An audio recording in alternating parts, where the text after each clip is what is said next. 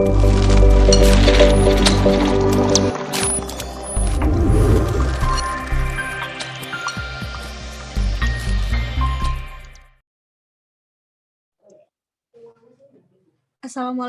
Ustadz Marzuki. Selamat pagi juga teman-teman. Oke, mungkin kita bisa mulai kajiannya ya. Oke, sebelumnya bismillahirrahmanirrahim. Assalamualaikum warahmatullahi wabarakatuh. Baik teman-teman, pada pagi hari ini kita akan melanjutkan sharing session bersama Ustadz Marzuki mengenai bab fikih nikah dengan judul saksi nikah, seperti itu. Oke, mungkin untuk Ustadz Marzuki, waktu dan tempat kami persilahkan.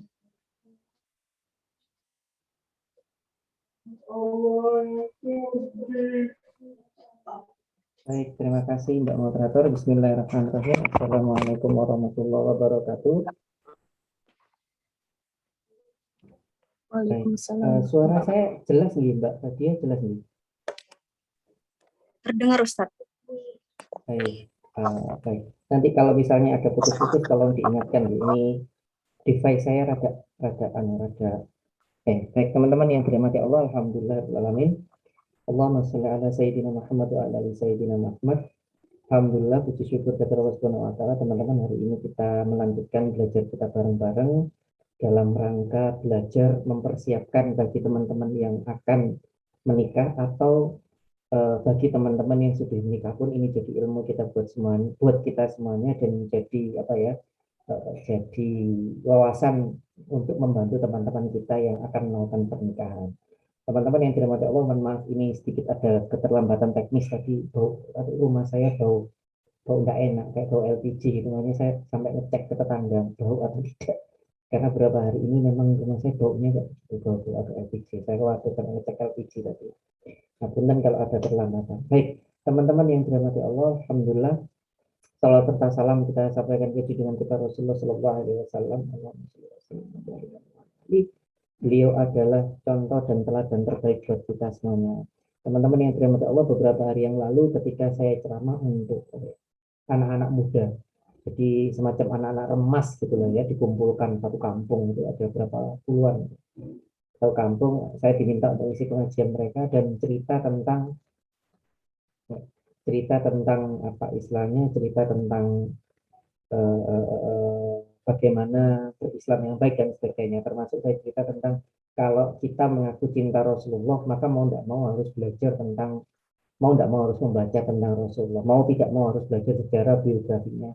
Jangan sampai karena kita suka sama Reza Radian ya, yang kita baca cuman biografinya Reza Radian ya, atau seneng sama Soko sih jadi Kinan itu, Putri Soko sih jadi Kinan itu, pokok itu lah ya gitu ya, karena lagi seneng-senengnya sama Layangan Putus ya, akhirnya profilnya pemainnya Layangan Putus apa dicariin ya, satunya sebagai pelakon itu sebagai Geraldine lah ya pokoknya begitu ya.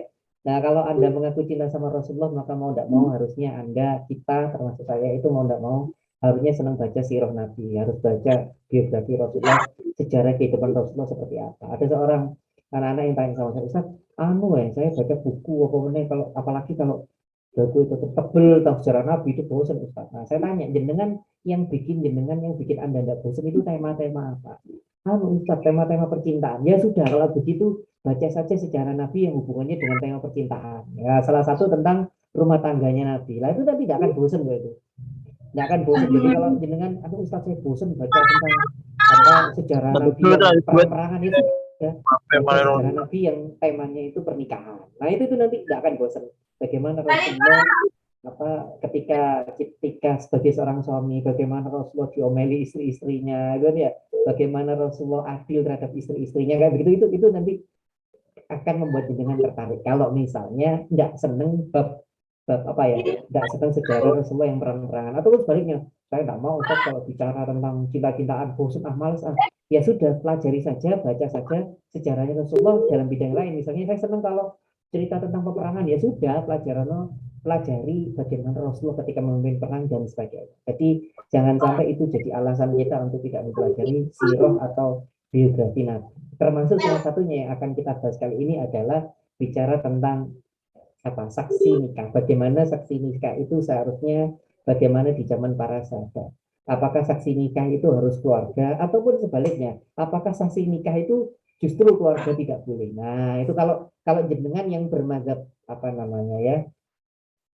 Kalau jenengan yang bermadzhab Syafi'i seperti ya ada orang Indonesia mungkin jenengan oh enggak apa-apa keluarga jadi apa saksi nikah itu boleh, tapi tunggu dulu Pak jenengan nanti ada di luar pulau, kalau pulau astagfirullah, di luar negeri yang bermakna berbeda dengan kita yang ada di Indonesia yang bukan Syafi'iyah, jenengan akan kaget kalau misalnya mazhab mereka tidak memperbolehkan ya salah satunya anggota keluarga menjadi saksi. Nanti ya kita akan bahas itu. Nah, teman-teman yang dirahmati Allah, jadi hari ini kita akan belajar tentang saksi nikah. Seperti apa sih harusnya syarat seorang saksi nikah? Bolehkah setiap orang menjadi saksi nikah? Nah, mungkin kita nggak kepikiran urusan Ustaz pokoknya aku rabi gitu kan ya, nggak kepikiran itu urusan KUA, itu urusan panitia, memang begitu, iya kecenderungan kita itu begitu, pokoknya nikah nggak kepikiran tentang bagaimana sahnya sebuah akad, bagaimana sahnya menjadi seorang wali dan sebagainya, nggak kepikiran kita pokoknya nikah. Padahal gitu kan ya, untungnya pihak KUA dan apa ya KUA lah anggapnya itu orang-orang yang mau berepot-repot untuk ngurusin, maksudnya bantuin, oh ini harus ini. Bayangkan kalau itu tidak dibantuin, kita tidak punya ilmu, bisa nyunsur ya, bisa tidak sah pernikahan kita. Apalagi seperti yang kita bahas terdahulu beberapa bulan yang lalu, seringkali akad nikah kita itu dalam tanda petik nyunsur ya, dalam tanda petik itu berlebihan. Yang itu bukan bagian dari apa ya, bukan bagian dari rukun, bukan bagian dari syarat, tapi seakan-akan itu menjadi sesuatu yang memberatkan kita. Apa itu contohnya Ustaz? Contoh, ketika akad nikah Anda harus baca syahadat, kan gitu ya? Sering kan kalau akad nikah disuruh baca syahadat dulu, padahal tidak ada itu, tidak ada dalam rukun ataupun syarat nikah harus baca syahadat. Ya, jadi orang kalau baca syahadat dulu kan tegang duluan, ya, syahadat akhirnya jadi tegang. Atau yang kedua, pas akad nikah orang salaman tangan itu, mobil itu nikah, saya terima nikahnya, nanti pas habis setelah ngomong langsung tangannya dia harus digerakkan kayak gini. Padahal itu tidak ada teman-teman. Tidak ada harus jabat tangan kayak begini itu tidak ada. Jangan cek di kitab fikih manapun tidak ada gitu gitu. Cuman ya ada di Indonesia saja aja. Kalau akad nikah itu respect apa salaman tangan kayak begini gitu kan ya. Jadi si apa namanya si calon mempelai laki-lakinya jadi tegang kayak gitu, ada termasuk calon mertuanya ya itu juga tegang karena ada salaman tangan seperti ini. Nyun sewu, dulu saya pada saat nikah itu ya nyun sewu, saya dengan izinnya Allah, saya tidak pernah deg-degan ceramah di depan ribuan orang karena saya sudah mengalami. Tidak pernah deg-degan ceramah ke pejabat atau apa, lu tidak deg-degan. Tapi ketika mengucapkan ijab kabul itu deg-degannya minta ampun itu, gemeternya minta ampun itu ya, karena di depannya calon mertua dan dia itu gemetar gitu loh. Ya, apalagi harus salaman tangan kayak gini ya, kayak ya opo ya itu loh. Teman-teman saya bilang tadi bahwa ada hal-hal yang kita tidak tahu. Pokoknya pikiran kita saat itu, pokoknya nikah itu urusan orang lain. Padahal kalau kita tahu ilmunya, ya, oh ternyata gitu kan.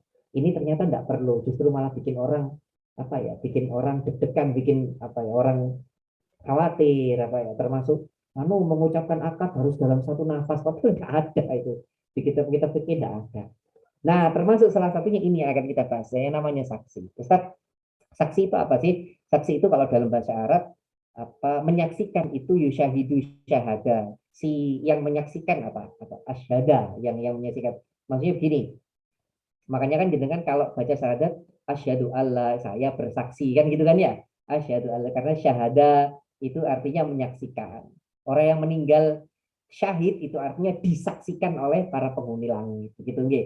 Syahada itu artinya itu. Jadi kalau jenengan tahu sama seperti kita teman-teman dalam bahasa Indonesia juga kan kata-kata melihat itu kan banyak versinya, melihat, memandang, menyaksikan itu kan beda ya, sama-sama artinya itu melihat dengan mata. Dalam bahasa Arab juga beda, ada apa, ada ro'a, ada ya ro atau ro'a sama, ada syahada yusahidu, ada doro yang duru, atau biasanya anak-anak Arab tuh nyebutnya nador gitu kan ya, nadoro doro gitu kan ya, apa memang tingkat tingkat pemaknanya beda. Kalau yang apa melihat itu ya ro atau roa itu melihat, roa itu aku melihat gitu, biasanya kan hadis-hadis itu banyak kata-katanya roa itu aku melihat Rasulullah, itu roa itu apa ro itu melihat. Terus kalau yang dulu atau nador kalau bahasanya anak ta'aruf itu ya artinya melihat menggunakan pikiran, maksudnya sambil melihat sambil mikir. Nador, makanya kan anak-anak ta'aruf itu saya sudah nador dia Ustadz. Maksudnya nador di situ. Makanya kenapa pakai kata-kata nador? Mas saya ngomong nador ya gurung karan ruar ini gitu kan ya. Kayak biasa di WA, saya sudah nador si calon istrinya Ustadz. Saya cuma batin, kok niku ru gak sih kata-kata nador? Oh yo yo yo, oke bahasa Indonesia ya, saya sudah lihat gitu kan ya. Nador itu artinya kalau dalam bahasa Arab itu artinya melihat dan sambil berpikir. Bahkan dalam beberapa redaksional kitab-kitab para ulama fikih itu apa berpikir itu sudah tidak menggunakan kata-kata ya tafakarun, kadang malah menggunakan yang dulu itu malah pakai kata diartikan dalam artian berpikir, bukan cuma melihat lagi. Jadi itu ya, jadi ro'a itu melihat, cuma melihat doang. Kalau yang dulu atau nadoro itu melihat sambil berpikir. Nah ini yang terakhir yang mau kita bahas, yusyahidu syahada. Jadi bukan cuma melihat tapi menyaksikan, mengamati secara detail. Nah itu makanya kata-katanya kan saksi kan ya, asyadu saya bersaksi gitu. Nah maka syahid di sini saksi dalam bahasa ini katanya punya asyada itu artinya sebagai seorang yang bukan cuma melihat pernikahan tapi benar-benar menyaksikan sebagai saksi secara detail prosesi akad nikah. Nah itu artinya saksi. Begitu nggih teman-teman ya secara definisi. Nah lalu apa syariatnya atau masyhuriyah hukumnya Ustadz ya, saksi itu sebagai rukun nikah seperti yang kita bahas kemarin ya teman-teman. Kalau tidak ada saksi ya nggak bisa, nggak ada pernikahan gitu. Harus ada saksi gitu kan. Nah sekarang kita bahas Ustadz syaratnya boleh menjadi saksi itu kayak gimana sih? Ada dua syarat. Yang pertama itu syarat umum atau Anda nyebutnya syarat dasar juga boleh. Yang kedua syarat teknis. Oke, kalau syarat umum rata-rata para ulama empat mazhab ini tidak ada perbedaan pendapat. Syarat teknis ini banyak perbedaannya nanti. Itu nggih, sebentar nyun sewu ya. Saya tak nyalakan kipas angin. Kok saya sudah mulai gobios ini sebentar ya, nyun sewu sebentar.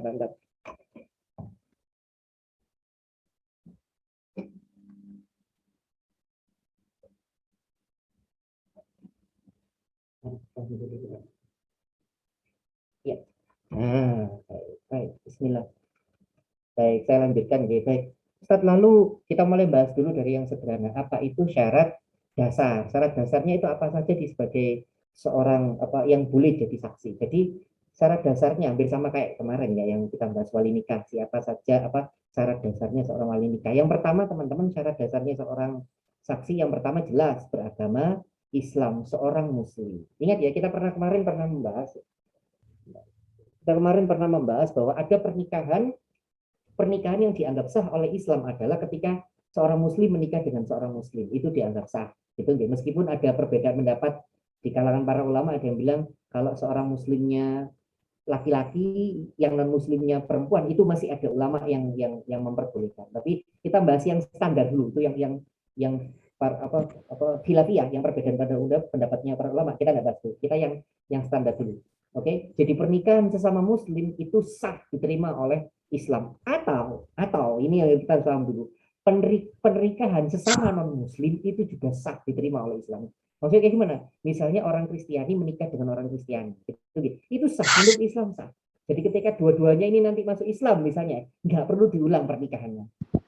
Saya ulangi, pernikahan sesama agama itu sah menurut Islam. Jadi ketika mereka misalnya suatu saat masuk Islam, ya nggak perlu diulang akad nikahnya lagi, nggak ulang. Ya begitu. Nah, kenapa tiba-tiba saya menjelaskan ini? Karena berhubungan dengan saksi. Kalau pernikahannya itu sesama muslim, maka yang jadi saksi wajib seorang muslim. Saya ulangi, kalau pernikahannya itu sesama muslim, maka yang menjadi saksi wajib seorang muslim. Ustadz, kalau pernikahannya misalnya Kristiani sama Kristiani, ya terserah, monggo silakan. Harus seagama dengan mereka. Agama dengan mereka, itu ya. Nah, yang jadi masalah yang ketiga, Ustadz, kalau pernikahannya antara muslim dengan non muslim, karena kan di para ulama memang ada yang membolehkan pernikahan itu boleh antara yang muslim dan non muslim. Laki-lakinya harus yang muslim ya. Dan yang non muslimnya itu ahlul kitab. Nah, ahlul kitab ini para ulama berbeda pendapat. Pendapat yang pertama, ahlul kitab itu adalah mereka orang Yahudi dan Nasrani yang dahulu yang mereka mereka berpegang teguh terhadap Alkitab atau Injil. Nah, itu disebut ahlul kitab. Nah, ahlul kitab zaman sekarang sudah tidak ada. Ini pendapat yang pertama, ahlul kitab. Pendapat yang kedua, mengatakan boleh menikah dengan ahlul kitab tapi yang terdahulu. Jadi yang kalau sekarang nggak boleh, harus sama-sama Islam. Nggak boleh menikah dengan non muslim, nggak boleh.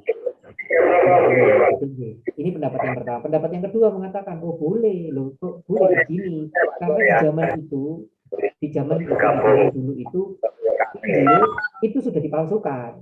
Dan mereka sudah mengikuti Alkitab yang palsu. Itu Rasulullah masih memperbolehkan pernikahan yang non apa antara muslim dan non muslim. Makanya oh iya, monggo. Mungkin ada yang bisa mengklarifikasi. Untuk Mas Danang dimohon untuk matikan mic-nya. Ya, siap. Sudah, Ustadz, monggo lanjutkan. Baik. Nah, sampai di mana saya lupa. Nah, bagi ada para ulama yang belum dapat, oh enggak, gini, kalau dulu mengatakan kenapa kok yang ahlul kitab itu orang zaman dulu karena ahlul kitabnya masih murni. Oh enggak, di zaman Rasulullah Injil itu sudah dicampuri, sudah bercampur, enggak murni lagi.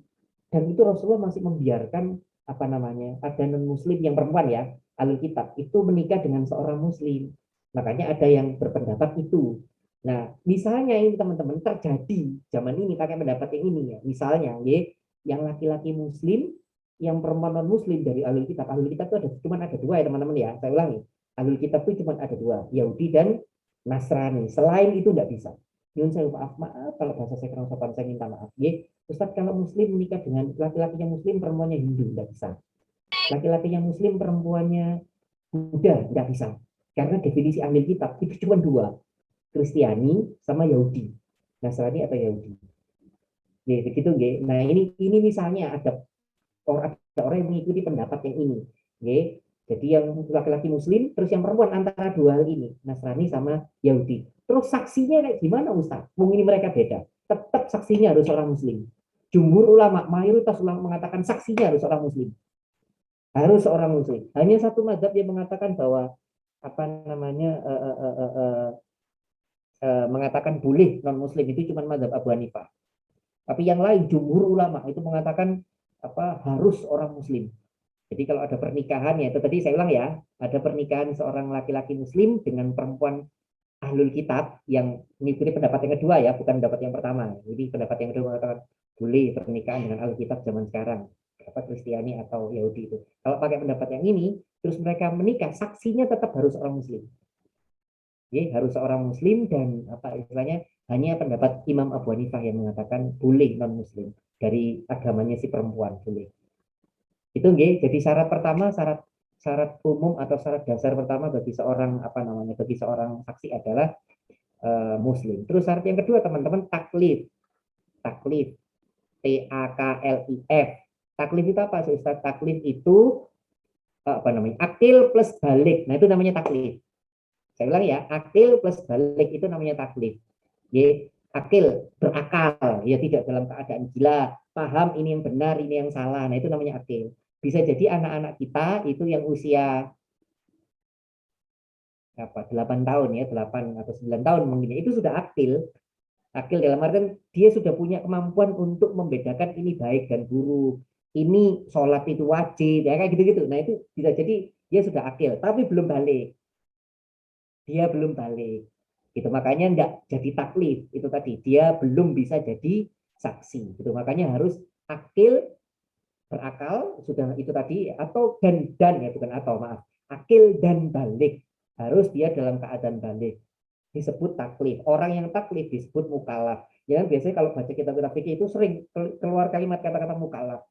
Nah, sekarang jangan tahu ya, mukalaf itu apa sih? Mukalaf itu orang yang taklif. Taklif itu apa? Taklif itu orang yang akil plus balik. Saya bacain hadisnya teman-teman ya. Dari mana kita tahu harus saya bacain ayatnya dari mana kita harus tahu ini harus balik gitu kan ya. Karena di ayat surat Al-Baqarah 282 ini wastahidu syahidaini rijalikum. Rijalikum ar-rijal itu artinya lelaki yang sudah dewasa. Makanya kata-kata laki-laki ya, laki-laki. Nanti kita bahas masalah laki-lakinya. Tapi rijal itu artinya laki-laki yang sudah dewasa. Al-Quran atau hadis tidak menggunakan tekstual hulam. Hulam itu artinya bocah, masih anak kecil. Tapi menggunakan kata-kata rijal itu berarti diperjelas oleh Al-Quran bahwa harus laki-laki yang sudah balik. Gitu ya. Jadi 4 mazhab sepakat bahwa syarat kedua itu taklif. Apa itu taklif? Akil dan balik. Makanya kan dari dulu kan kita sudah pernah bahas ya bahwa orang kalau belum akil balik gitu kan ya belum bisa diterima kesaksiannya gitu nggih. Bahkan dalam sebagian kalau jenengan Anda belajar fikih muamalah gitu ya, tidak diterima transaksi jual belinya kecuali dengan seizin orang yang balik, orang yang akil balik. Jadi nyun sewu ketika apa namanya anak kecil beli sesuatu itu apa namanya harus dengan seizin orang tuanya. Beli sesuatu kemarin kita pernah saya bahas di sini atau di grup yang lain ya, harus dengan seizin orang tuanya ketika pembelian itu yang dibeli itu sesuatu yang gede. Contoh begini, kalau ada anak kecil beli permen ya itu tidak perlu atas izin orang tuanya ya, itu masih dianggap sah oleh para ulama. Tapi kalau ada anak kecil beli mobil, nah itu para ulama mensyaratkan harus dengan seizinnya akil balik. Pokoknya beli sesuatu yang besar, maksudnya yang tidak pantas bagi seorang anak kecil. Itu ya, jadi syarat akil balik atau taklif ini penting sekali. Baik, itu nomor 2. Jadi nomor 1 muslim, nomor 2 taklif. Nomor 3, nah ini al-adalah. Ustadz al-adalah itu apa? Kemarin kayaknya sudah pernah jelaskan, kita ulang ya. Al-adalah itu adil. Begini ya teman-teman, adil dalam bahasa Indonesia atau dalam ilmu bahasa dengan adil dalam ilmu fikih itu berbeda. Berbeda jauh.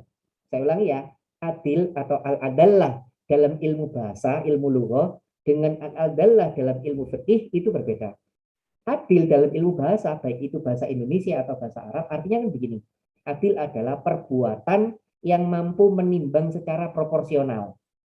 Nah, gitu kan ya, menimbang secara proporsional, baik buruk, pokoknya proporsional, tidak berpihak ke kiri dan ke kanan. Itu adil dalam apa namanya? Dalam segi bahasa atau lughah. Tapi dalam ilmu fikih, adil itu bukan itu. Jadi kita sering salah paham dikira adil itu enggak, dalam ilmu fikih adil itu artinya orang yang kebaikannya lebih dominan daripada keburukannya. Orang yang ibadahnya lebih dominan daripada maksiatnya. Itu adil. Oke, jadi definisi apa namanya? Adilnya versi fikih sama definisi adil versi bahasa beda memang. Beda. Jadi Ustadz yang dibahas al-adalah di sini apa Ustadz? Yaitu al-adalah adil dalam ilmu fikih, bukan dalam ilmu bahasa. Jadi di sini salah satu syarat bahwa orang itu boleh jadi saksi adalah adil. Adil artinya apa? Adil dominan kebaikannya daripada keburukannya. Nah, kalau kata-kata seperti ini kan kita masih nerawang, masih maksudnya banyak kebaikannya daripada keburukan itu kayak gimana ya? Belum jelas. Makanya para ulama akhirnya mendetailkan lagi. Adil, al-adalah itu ada 2. Al-adalah dohiriyah sama al-adalah batiniyah. Al-adalah dohiriyah itu apa sih Ustaz? Tampak secara mata kita bahwa orang ini berbuat kebaikan, jarang berbuat maksiat. Nah itu adalah secara dohiriyah, ketok moto. Wah aku ketok iki apik kok. Nah begitu loh. Jadi ketok wong apik. Nah kalau adalah batinnya yaitu tadi yang dia memang baik tapi kita nggak bisa tahu apa namanya, nggak pernah tahu kebaikannya, itu tak tampak oleh mata. Nah jadi yang dimaksud para ulama adil di sini atau ala dalam sini adalah yang tampak secara mata bahwa orang ini bukan pencuri ya, orang ini bukan pencuri, nyun sewu maaf orang sopan, orang ini bukan pembunuh, tampak secara mata. Berarti Ustaz kalau misalnya pencuri yang belum bertobat, pembunuh yang belum bertobat, apa penghasut yang belum bertobat, gitu ya, nggak boleh jadi saksi, nggak boleh. Saya ulangi ya, pembunuh ya, pokoknya yang maksiatnya gede-gede itu apa namanya, nggak boleh jadi saksi. Ya, nanti saya jelaskan di sini malah ada detailnya, tapi saya jelaskan secara umum. Nyun sewu maaf kalau orang sopan, nyun sewu ya. Dukun sihir nggak boleh. Yang disebut orang-orang pintar dia nggak boleh jadi saksi.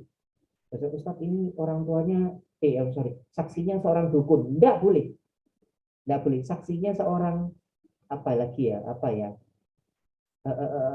tuh gak enak ngomong gitu, tapi bapak lah biar dengan Ustadz dia saksi ini profesinya buzzer Ustadz yang sering memprovokasi, itu nggak boleh yes, ya, pokoknya kayak gitu buzzer entah buzzer dari mana, golongan A B C D, pokoknya itu nggak boleh. Pelaku maksiat yang gede kayak gitu nggak boleh. Di sini malah didetailkan lagi. Ya, tadi itu saya ngomong umum ya. Di kitab ini malah didetailkan lagi apa ulama-ulama mazhab itu al-adalah itu adalah orang-orang yang meninggalkan 7 dosa besar. Dalam hadisnya tadi dalam Abu Hurairah radhiyallahu anhu beliau bilang apa saja ya Rasulullah dosa-dosa yang mencelakakan, karena Rasulullah kan bilang jauhilah dosa-dosa yang mencelakakan. Nah lalu para sahabat bertanya Rasul apa saja dosa-dosa besar yang mencelakakan itu. Nah ini teman-teman ya, pokoknya secara dohir kita tidak melihat ini di antara orang itu, maka dia boleh jadi saksi atau disebut al-adallah dohiriyah, secara tampak mata terlihat. Apa itu? Nomor satu, orang ini tidak syirik, jelas ya. Orang ini tidak menyekutukan agama. Ingat ya teman-teman ya, syirik itu bukan hanya karena ini, bukan hanya dia menyembah selain Allah, bukan cuma itu. Syirik itu melakukan hal-hal yang apa ya, yang menyekutukan Allah. Nanti kita bahas sesajen. Nanti kita bahas. Nanti pas selesai ini materi ini kita bahas sesajen yang lagi rame itu ya. Itu salah satu bentuk syirik. Nanti kita bahas secara detail ya masalah sesajen. Tapi itu bentuk syirik ya Yun Sewu. Kalau kalau apa misalnya dulu ya saya masih kecil itu masih banyak teman-teman di rumah saya di Tembok Doko itu di perempatan pasar Tembok itu mesti ada itu teman-teman, ada bunga ditaburkan gitu kan ya, bunga-bungaan ditaburkan. Nah itu bentuk syirik. Itu supaya apa? Supaya selamat gak tubrukan. Nah begitu. Kalau Ustadz, makanya saya selalu bilang ya, tidak pernah ada sesuatu yang diharamkan kecuali ada sesuatu halal sebagai penggantinya. Ustadz, tapi kan saya pengen selamat Ustadz. Ya jangan pakai yang sirik begitu. Gimana caranya? Sebelum berangkat sedekah, oh selamat gue. Kan kita sudah tahu dalilnya, hadisnya sedekah itu menghindarkan dari bencana. Sedekah itu penolak bala. Daripada ada syirik nabur-nabur bunga di tengah jalan, itu mending sedekah sama orang. Nah itu loh. Tidak ada sesuatu dalam kaidah ya dalam Islam itu tidak ada sesuatu yang diharamkan kecuali ada yang dihalalkan sebagai pengganti yang haram tadi. Apa homer haram, es teh, es boba, es cincau, es teh anget halal gitu. Oke. Ini pagi-pagi sudah ngomongin makanan ya. Jadi luwe saya. Baik lagi. Jadi kalau adalah nomor satu, dia tidak melakukan kesyirikan, maka dia boleh jadi saksi. Ingat ya, terhindar dari 7 dosa. Dari dosa 7 dosa besar. Jadi nomor satu, dia tidak syirik. Nomor dua, dia tidak menggunakan sihir. Jadi entah itu dia yang pelaku dukun sihirnya atau yang mbak tolong saya tolong yang saya maaf kalau orang sopan ya, tolong saya dikasih jimat mbak supaya jadi pelaris dagangan laku. Nah kalau misalnya secara doa, secara fisik Anda melihat orang ini kalau jualan pakai yang kayak gitu ya, misalnya ya yang biasanya itu digantulkan di gerobaknya lah atau nah kayak gitu-gitu teman-teman, maka dia tidak boleh jadi saksi. Baik itu si dukunnya atau si orang yang minta ramuan-ramuan gitu-gitu itu tidak boleh jadi saksi. Itu ya, jadi nomor dua yang menggunakan sihir. Lalu nomor tiga teman-teman yang membunuh orang karena sengaja, dalam artian membunuh bukan karena membela diri ya, tapi membunuh orang karena sengaja. Kan ada orang membunuh karena membela diri, maksudnya nyunsel, maaf ya. Misalnya Anda mau dicuri terus Anda membela diri terus orang yang pada saat Anda membela diri orang itu terbunuh. Nah, Anda bukan orang yang niat untuk membunuh. Atau nyun sewu, maaf, ada seorang wanita yang ada laki-laki berbuat tidak senonoh pada dirinya, lalu si wanita ini membela diri misalnya ya, dia ngambil sepatu ditutup sampai ketok gitu kan ya, misalnya langsung mati, ditutup sepatu langsung mati gitu kan ya, sepatunya apa aku nih cucunya dowo apa sih hagile dowo tok gitu kan ya. Nah pada saat yang seperti itu Anda bukan pembunuh karena Anda tidak berniat membunuh tapi membela diri gitu. Nah yang benar-benar membunuh bukan karena alasan-alasan tadi, bukan karena kesengajaan itu tadi ya, tapi yang membunuh bukan karena tidak sengaja yang tadi, tapi kalau memang membunuhnya itu karena profesi dia, karena memang kejahatan dia, maksudnya dia memang seorang pembunuh gitu, maka dia tidak boleh jadi saksi. Jadi saya ulang ya, orang yang syirik, orang yang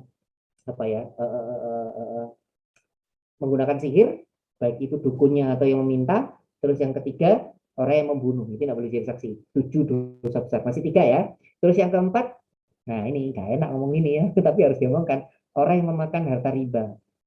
Di dalam kitab ini dijelaskan memakan harta riba, terang-terangan memakan harta riba. Ustadz, kita kena semua kalau kayak begini Ustadz gitu kan ya. Nah ini saya minta maaf banget, minta maaf ya. Ngomong tentang riba itu harus hati-hati. Ya, ngomong tentang riba harus hati-hati. Kenapa? Karena para ulama sepakat riba itu haram. Saya ulangi, para ulama sepakat riba itu haram. Tapi definisi ribanya para ulama berbeda pendapat. Saya pernah ceritakan teman-teman, para ulama-ulama Asia, Arab Saudi, itu bank konvensional itu didefinisikan sebagai riba. Para ulama-ulama Eropa dengan ulama Mesir itu mendefinisikan bank konvensional itu bukan riba. Nah ini loh, definisinya sudah berbeda. Makanya ketika jenengan ngomong riba, orang yang memakan harta riba itu harus berbeda, harus berhati-hati. Enggak, jangan main pukul rata kita semuanya akhirnya kena hukum itu, jangan mengumumkan kata. Yang paling kelihatan pemakan harta riba itu, yang paling kelihatan seorang apa nyebutnya riba terus gitu ya, seorang yang melakukan riba adalah nyun sewu ya, yang bang titil itu loh teman-teman. Misalnya ada yang orang kaya yang dia orang ini tak silih utang kan utang ambil aku terus terus apa namanya engkau bayari lebih ono gitu harus ada bunganya. Nah ini kalau para ulama semuanya sepakat, tidak ada perbedaan pendapat. Ini semuanya sepakat nyebut itu riba. Mau dari Mesir kayak mau dari Eropa kayak itu semua sepakat. Kalau ada perorangan yang melakukan bank titil kayak begitu tadi, nah itu semuanya sepakat itu riba. Semuanya sepakat. Tapi kalau tentang bank secara lembaga itu para ulama berbeda pendapat. Nah, yang kalau ada misalnya kayak gitu ya teman-teman ya ada yang tahu ya ada orang yang dia menghutangkan ke orang lain terus dia mintanya personal ya kita ngomong orang perorangan bukan secara perusahaan bukan bank atau asuransi atau apapun ya saya bahas itu orang. Kalau ada orang yang melakukan hal itu secara pasti empat mazhab mengomongkan kalau itu riba itu termasuk orang yang melakukan riba. Nah, jadi yang keempat yang tidak boleh jadi saksi adalah orang pemakan riba. Ingat ya, mendefinisikan riba jangan harus hati-hati. Jangan dipukul rata. Karena para ulama berbeda pendapatnya. Lalu yang ke berapa ini? Yang kelima. Yang kelima siapa lagi Ustadz yang tidak boleh jadi saksi? Orang yang memakan harta anak yatim. Ya dalam Al-Quran kan yang apa namanya yang menghardik anak yatim kan orang dalam Al-Quran tidak yang makan anak yatim. Jadi apa sih ini Ustadz Yon Sewu bagi jenengan yang punya panti itu hati-hati banget, hati-hati banget. Jangan sampai itu sedekah yang digunakan untuk panti terus Anda makan, hati-hati banget, hati-hati banget. Ya, jadi harus di apa namanya ya, dijelas kalau Anda yang punya yayasan-yayasan panti asuhan itu jelas banget itu oh ini untuk panti misalnya ya sudah benar-benar dipisah ya ini untuk makannya anak-anak atau misalnya ini untuk bangun kamarnya anak-anak itu boleh jangan Anda makan maka Anda makannya itu bukan dari sedekahnya orang-orang yang panti tidak ada makan harus dari sesuatu yang lain jualan atau apa kenapa itu hartanya anak panti makanya hati-hati banget jenengan yang punya panti asuhan itu pahala Anda pahala jenengan itu gede banget besar banget tapi potensi tergelincir kena dosa itu juga bisa besar ya, makan harta anak yatim hati-hati ya. Baik, lalu nanti ya ini ada hubungannya nanti. Lalu yang ke apa namanya? Yang keenam siapa lagi yang dianggap dosa besar kata Rasulullah lari dari peperangan ya sekarang nggak ketemu lah ya. Bab ini juga nggak ketemu ya, karena kita negara damai. Nah ketemu yang lalu yang bab ketujuh menuduh memfitnah orang lain tanpa bukti ya jadi misalnya kamu pembunuh nah itu tidak boleh jadi saksi. Jadi orang-orang yang gampang menuduh tanpa bukti ya itu tidak boleh jadi saksi. Saya ulang ya 7 dosa besar yang tidak boleh jadi saksi para ulama tadi bilang satu orang yang syirik nomor 2 orang yang menggunakan sihir nomor 3 orang yang membunuh ya orang yang membunuh nomor 4 orang-orang yang pemakan harta riba nomor 5 adalah orang yang makan harta anak yatim nomor 6 adalah orang yang lari dari peperangan terus nomor 7 adalah orang-orang yang gampang menuduh orang lain. Nah, meskipun ini adalah 7 dosa besar yang disebutkan oleh para ulama, tapi para ulama juga menjelaskan yang lainnya. Bukan berarti dosa-dosa yang lain itu membolehkan seseorang menjadi saksi. Ada hal yang kalau itu dilakukan, maka itu termasuk dosa besar dan tidak boleh jadi saksi. Apa itu? Meninggalkan kewajiban. Kata para ulama. Contohnya gimana Ustaz? Begini kata para ulama. Jadi, kalau orang itu tidak pernah sholat, dan dia sudah benar-benar kelihatan secara fisik, orang itu tidak pernah sholat, tidak boleh jadi saksi. Ya ini disebutkan di sini. Orang yang meninggalkan sholat, tidak sholat sama sekali, tidak boleh jadi saksi.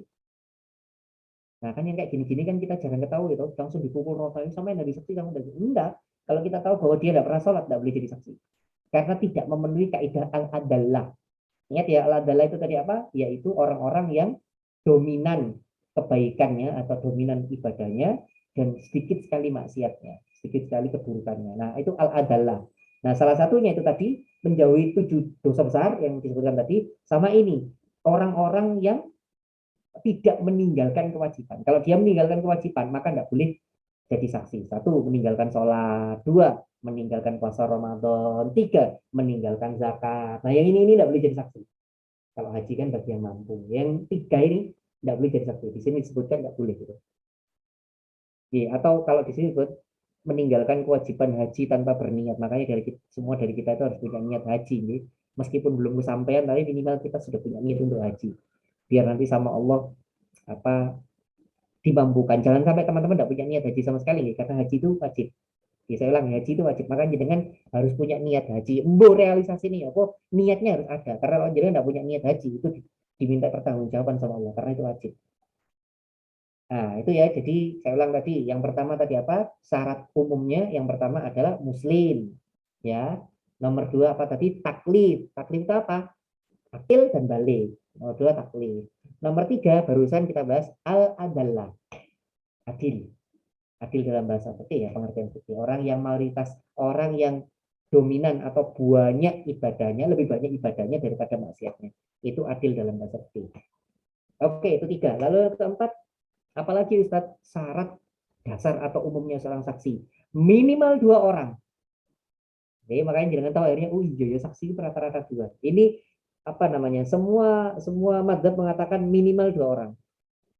Jumhur ulama sepakat minimal 2 orang. Titik. Oke, nggak ada perbedaan. Oke, itu ya minimal 2 orang. Lalu yang ke apa namanya? Yang kelima, apalagi Ustadz syaratnya. Nah ini laki-laki. Harus laki-laki. Nah, hanya saja teman-teman, sekali lagi, hanya saja teman-teman, apa namanya, Imam Abu Hanifah berbeda pendapat. Imam Abu Hanifah belum gini, boleh 1 orang laki-laki digantikan 2 orang perempuan. Sehingga dalam mazhab Hanafi boleh ada 4 perempuan menjadi saksi. Kan 1 orang laki-laki digantikan 2 perempuan kan ya? 1 orang laki-laki digantikan 2 orang perempuan. Sehingga apa artinya? Sehingga kalau misalnya ada 2, minimal 2, kalau perempuan berarti harus 4. Hanya mazhab Abu Hanifah, 3 mazhab yang lain, Maliki, Syafi'i, Hambali mengatakan tidak boleh, harus laki-laki. Kalau jangan tanya Ustaz, kok Imam Abu Hanifah berbeda? Ini para ulama memang cara memutuskan hukum fikihnya memang sekali lagi mereka tidak ngawur ya, pakai ilmu. Saya yakin, apalagi saya tahu kalau Imam Abu Hanifah pasti pakai kiasnya atau pembagian waris, mewaris itu kan jatahnya kan 2 kali 1 kan laki-laki. Jadi seorang laki-laki kan hanya dihitung 2 kan gitu. Saya yakin beliau pakai salah satu kaidah itu, tapi apa namanya ya, terserah jenengan mau ikut yang mana, tapi jangan harus menyalahkan pendapatnya siapapun. Ini para ulama-ulama besar.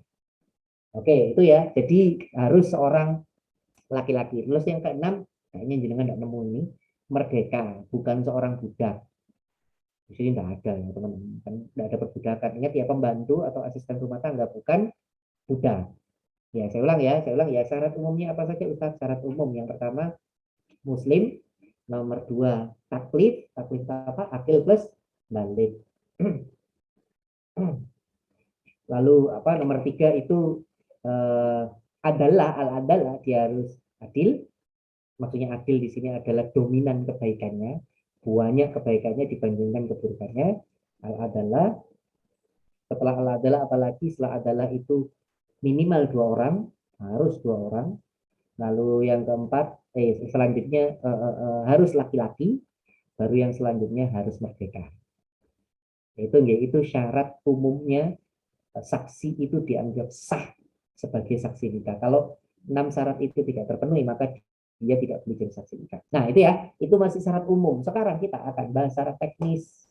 Jadi ada 2 syaratnya, syarat umum sama syarat secara teknis. Ustadz, apa saja syarat teknis? Nah ini ya teman-teman ya, karena ini para ulama beda pendapat. Syarat cara teknisnya apa Ustadz? Jadi yang pertama, yang ini sama semua ya, baik Hanafi, Hambali, Syafi'i, Maliki semuanya sepakat. Apa itu syarat teknis yang pertama? Sehat pendengaran. Maaf kalau orang sopan, sehat pendengaran. Maksudnya sehat pendengaran itu kayak gimana Ustadz? Maksudnya sehat pendengaran ya itu, saya tidak, bukan hanya tidak tuli, tapi tidak punya gangguan pendengaran. Jadi saya maaf, Ustadz kalau ada seorang saksi yang pakai itu loh, alat bantu dengar itu loh, nah itu tidak boleh. Yang jadi saksi itu harus yang sehat pendengaran. Ustadz kenapa kayak begini? Karena saksi nanti mendengar langsung kalimat saya terima nikahnya. Nah begitu loh. Dia harus mendengar sendiri saya terima nikahnya. Nah gitu. Kalau dia tidak bisa mendengar itu secara jelas, maka dia tidak boleh jadi saksi. Makanya sehat secara pendengaran. Kalau ada yang gangguan pendengaran, dia tidak boleh jadi saksi. Dan ini 4 mazhab sepakat, tidak ada perbedaan pendapat. Semua sepakat. Jadi yang jadi saksi itu hanya orang yang sehat secara pendengaran. Itu ya yang pertama. Nah yang kedua ini sebenarnya bukan tidak ada sih, hanya mazhab Syafi'i yang mensyaratkan. Yang lainnya enggak, hanya mazhab Syafi'i yang mensyaratkan. Mazhab yang lain tidak mensyaratkan. Apa itu sehat secara penglihatan. Jadi kalau menurut mazhab yang lain enggak, kalau menurut yang lain minimal pokoknya iso ngrungokno titik. Tapi menurut mazhab Syafi'i oh enggak, cuma mendengar ngrungokno, harus bisa menyaksikan. Maksudnya tidak punya gangguan kesehatan mata. Maksudnya gangguan kesehatan mata itu dia bisa melihat, bukan yang melihat orang lain itu gak ketok gitu kan ya. Apa melihat benar maaf ya, buta itu enggak, harus bisa melihat. Ingat ya, itu menurut mazhab Syafi'i. Itu menurut mazhab Syafi'i, menurut mazhab yang lain enggak. Jadi nomor satu ya sehat secara pendengaran, nomor dua sehat secara apa sehat secara penglihatan. Lalu nomor tiga ada hubungannya lagi apa? Sehat secara apa? Lisan, iso ngomong. Tiga mazhab kecuali Maliki ya, Hanafi, Syafi'i, Hambali mengatakan saksi harus bisa ngomong secara jelas. Karena nanti dia akan mengucapkan sebuah kalimat apa? Sah.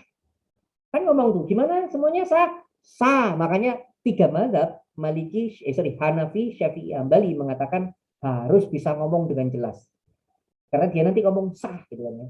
Hanya mazhab Maliki yang ngomong enggak perlu kalimat. Jadi kalau dia ngomong sah pakai bahasa isyarat boleh. Pakai bahasa tulisan boleh. Ngomong sah itu. Menurut mazhab Maliki, kalau menurut mazhab yang lain enggak. Ingat Ustadz, mungkin jangan tanya Ustadz ini kenapa sih para ulama beda pendapat kayak begini? Kenapa enggak satu aja gitu kan ya? Kalau jangan tanya kayak begitu begini, mereka yang alim saja tidak bisa membuat satu bahasan itu jadi satu pendapat. Apalagi kita yang enggak alim, jangan maksa, wis enggak mungkin deh. Enggak mungkin akan jadi satu pendapat. Mereka pasti berbeda. Lo Ustadz dalilnya apa? Simpel ya supaya jangan bisa tahu kenapa sih kok mazhab Maliki itu memperbolehkan masih apa namanya? Masih tak bisa ngomong berpublikan pakai tulisan tangan. Kenapa? Karena rukun ijab kabul, dalam rukun ijab kabul, tak dengan tahu nih, kita bahas beberapa bulan yang lalu, 2 atau 3 bulan yang lalu, rukun ijab kabul itu kalau memang tidak bisa ngomong, maka boleh pakai tulisan. Tidak bisa tulisan, boleh pakai bahasa isyarat. Nah, beliau pakai kias ini. Wah, akad nikah ini boleh kok. Misalnya sing akad nikah jasa ngomong, ya wis tulisan. Tulisan apa sih? Tulisan gak iso ya wis isyarat tangan. Lo akad nikah iso kok, mau kita saksi harus harus apa namanya harus bisa ngomong. Nah itu namanya kias, membandingkan sebuah permasalahan dengan permasalahan yang segaris hampir sama. Nah sedangkan dalam mazhab yang lain ngomong udah boleh, tetap saksi itu harus bisa ngomong yang jelas maksudnya. Jadi saya ulang ya cara teknisnya. Satu, sehat secara pendengaran. Ini 4 mazhab sepakat harus sehat secara pendengaran. Yang kedua, sehat secara penglihatan, bisa melihat secara jelas. Ingat, ini hanya mazhab Syafi'i, yang lainnya enggak. Oke, 2. Yang ketiga, sehat secara lisan omongan. Ini semua selain mazhab Maliki ngomong wajib. Jadi ngomongnya harus lancar. Kenapa? Karena nanti dia harus ngomong sah. Gitu, kecuali mazhab Maliki. Nah, gitu itu masih beberapa sehat-sehat yang lain. Terus yang keempat apa Ustaz secara teknis? Terjaga itu yang maksud terjaga yo gak ngantuk misalnya maaf ya gak ngantuk gak pingsan gak mendem gak harus benar terjaga karena dia harus itu ya kita kan sudah bahas definisinya syahada yusyahidu menyaksikan secara detail prosesi akad itu makanya tidak boleh orang yang misalnya yang ngantuk keturun ini tidak boleh jadi saksi tidak boleh jadi benar-benar terjaga secara sadar memperhatikan prosesi akad nikah tersebut. Oke, jadi bukan yang keturun, bukan yang ngantuk, bukan yang minum minuman keras sampai akhirnya dia tidak sadar, itu tidak boleh. Jadi syarat teknis selanjutnya adalah sadar, terjaga, melek ketika terjadi prosesi akad nikah. Lalu yang kelima, ini penting, memahami bahasa kedua belah pihak. Artinya Pak Ustadz begini, kalau yang Anda nikahkan itu orang Jawa dengan orang Madura, maka kalau bisa akad nikahnya pakai bahasa yang dipahami bahasa Indonesia saja ya. Jangan pakai bahasa bahasa Madura atau pakai bahasa Jawa. Ini mungkin si saksinya tidak tahu.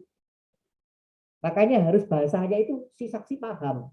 Jangan sampai Anda jadi saksi nikahnya artis Korea, nggak paham Anda, nggak boleh, nggak sah gitu kan ya. Tapi saya tahu Ustaz salah, tahu cuma Anong Haseo kok, yang lainnya Anda nggak tahu ya. Jadi harus harus Anda paham bahasa mereka.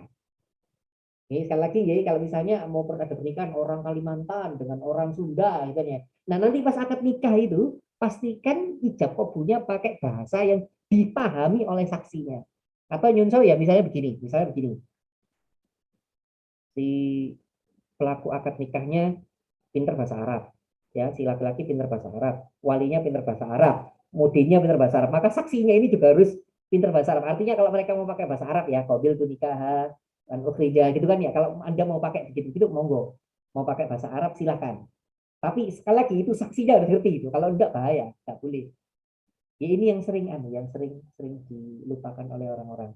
Karena saking kelihatan keren, aku tak akadikanya pakai bahasa Arab gitu ya. Padahal misalnya jenengan pakai bahasa Arab itu saksinya belum tentu paham kalimat jenengan itu. Belum tentu. Ya, makanya mikir-mikir kalau mau akad nikah pakai bahasa Arab tuh mikir-mikir pastikan itu saksinya itu paham bahasa Anda atau aku tak keren lah pakai bahasa Korea itu saksinya itu dulu.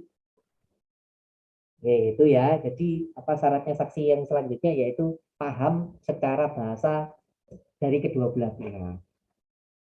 Lalu yang keenam apa nah ini yang saya bilang tadi. Ya ini yang saya bilang tadi. Jadi hanya dalam mazhab Hambali, hanya dalam mazhab yang lainnya enggak.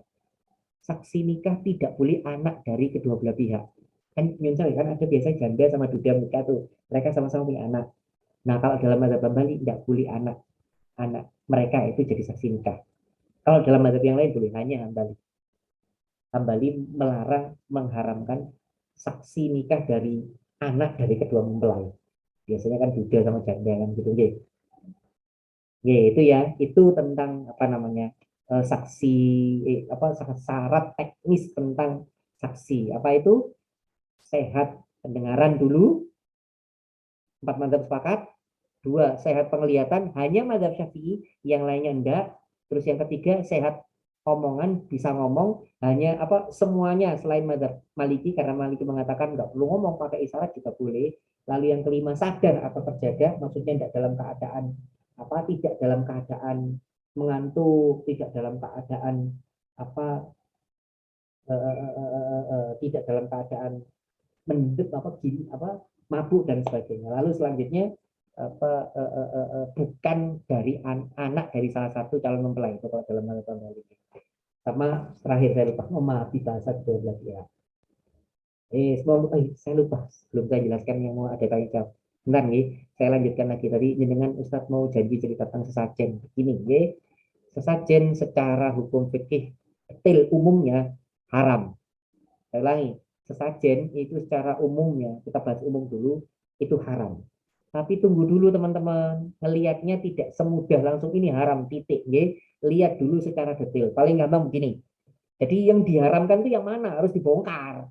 Jadi langsung gak ngomong langsung, ini haram enggak? Yang bikin haram itu yang mana? Jadi apakah yang lainnya kena hukum haram? Nah itu kita harus paham. Contoh biar kita langsung masuk. Infotainment. Ada ngomong infotainment haram. Bukan. Sekali lagi, yang haram itu bukan infotainmentnya. Yang haram adalah ribanya.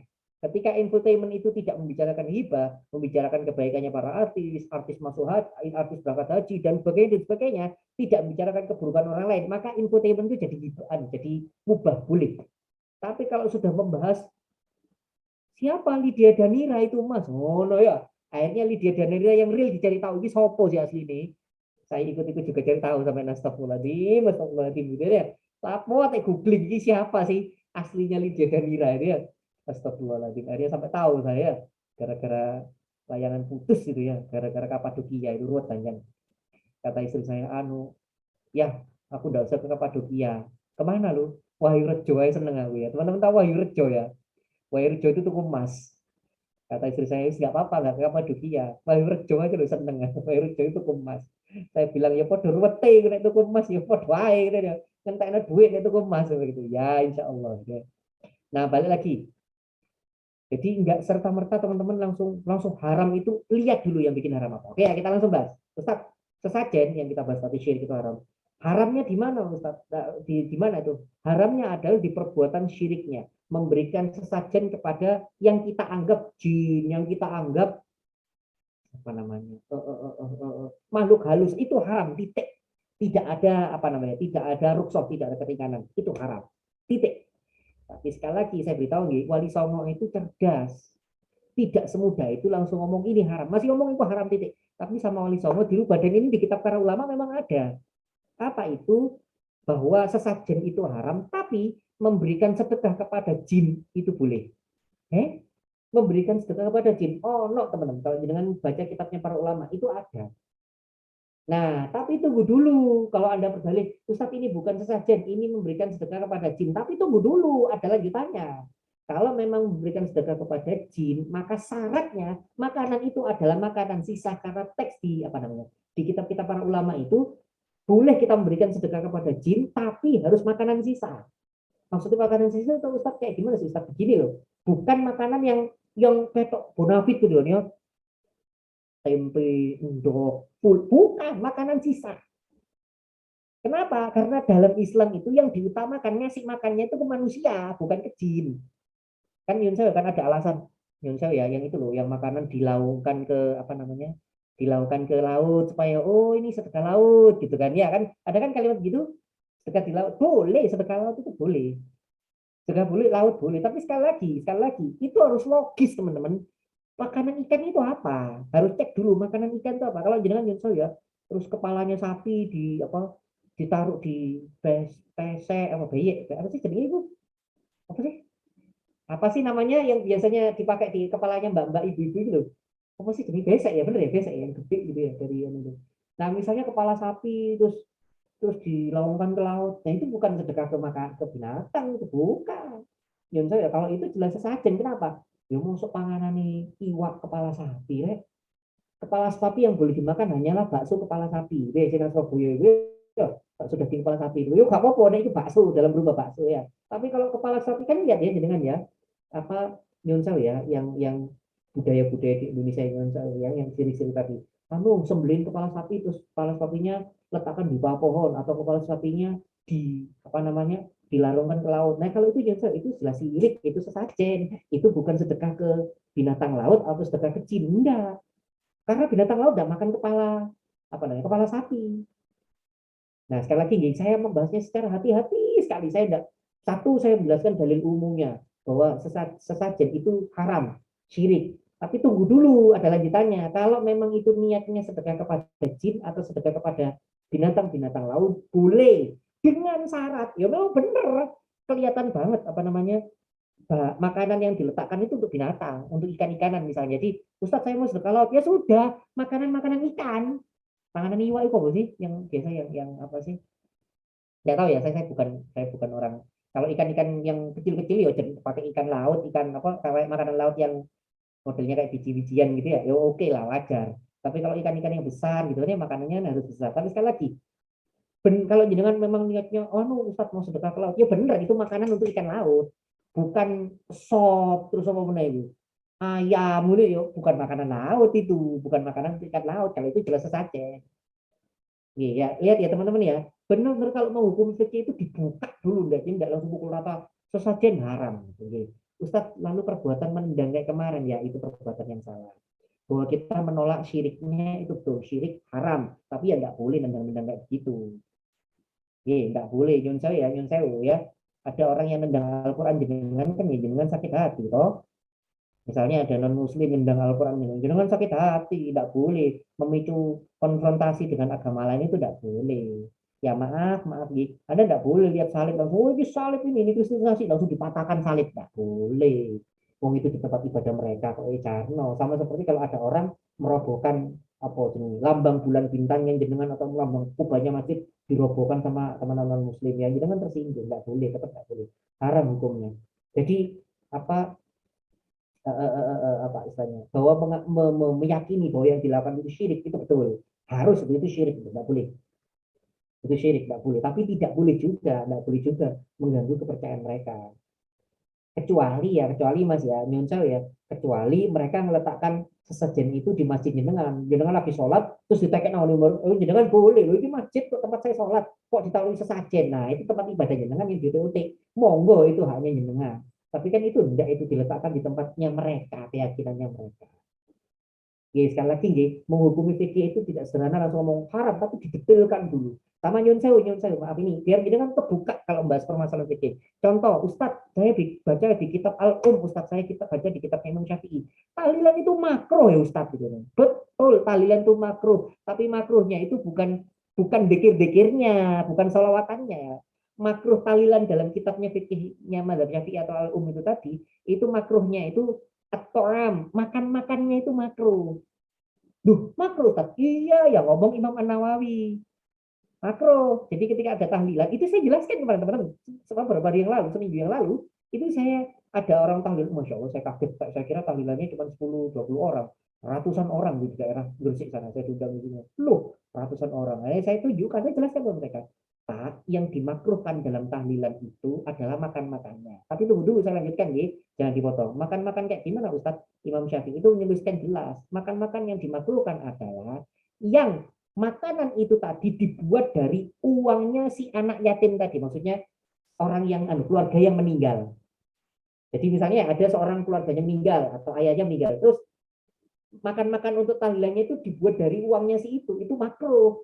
Kenapa? Karena itu menyusahkan orang yang sedang kesedihan. Makruh itu akhirnya. Imam Syafi'i ngomong, maka makan-makannya orang lagi kumpul-kumpul memperingati kematian itu makruh itu atarnya, makan-makannya yang bikin makruh, bukan dikirannya baca sholawatnya, enggak. Yang makruh itu makan-makannya. Kalau makan makanan itu disediakan biayanya, uangnya dipakai dari orang yang dalam apa namanya bersedih, orang yang ditinggal itu tadi.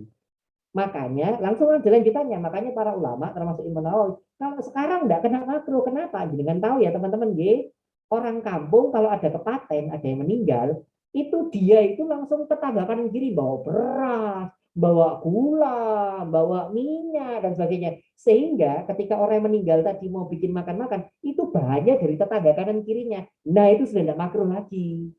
Karena dia bahan untuk bikin makanannya bukan dari dia sendiri, tapi sudah kecampur dari tetangga kanan kiri yang bawa beras dan sebagainya. Nah itu dalam bab fikih menyebutkan, oh enggak, kalau itu sudah makruh. Ustadz itu alasan saja, bukan teman-teman. Ini yang ngomong bukan saya. Para ulama itu benar-benar detail sekali, sangat berhati-hati betul. Mau ngomong halal dan haram makruh itu hati-hati betul. Dipilah satu persatu, kayak yang barusan saya cerita tentang sajen, kayak tentang tahlil, kayak tentang apa infotainment, itu dipilah betul supaya tidak gampang menghukumi orang. Toh kalau haram sekalipun, itu cara menyampaikannya pun harus hati-hati. Oke, begitu itu sekilas ketika kita bicara tentang sesajen. Monggo teman-teman yang dirahmati Allah, kalau mau ada diskusi disilakan. Silakan Mbak Fadia. Monggo. Baik, terima kasih Ustadz atas penjelasannya. Oke, untuk teman-teman yang mau bertanya silakan menggunakan fitur room chat atau mungkin raise hand. Silakan teman-teman.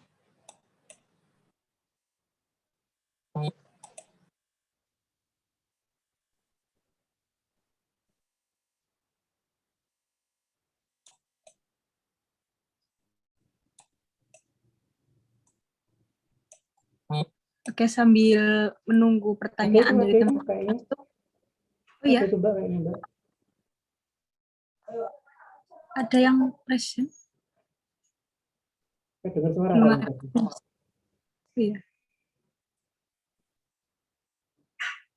Silakan teman-teman.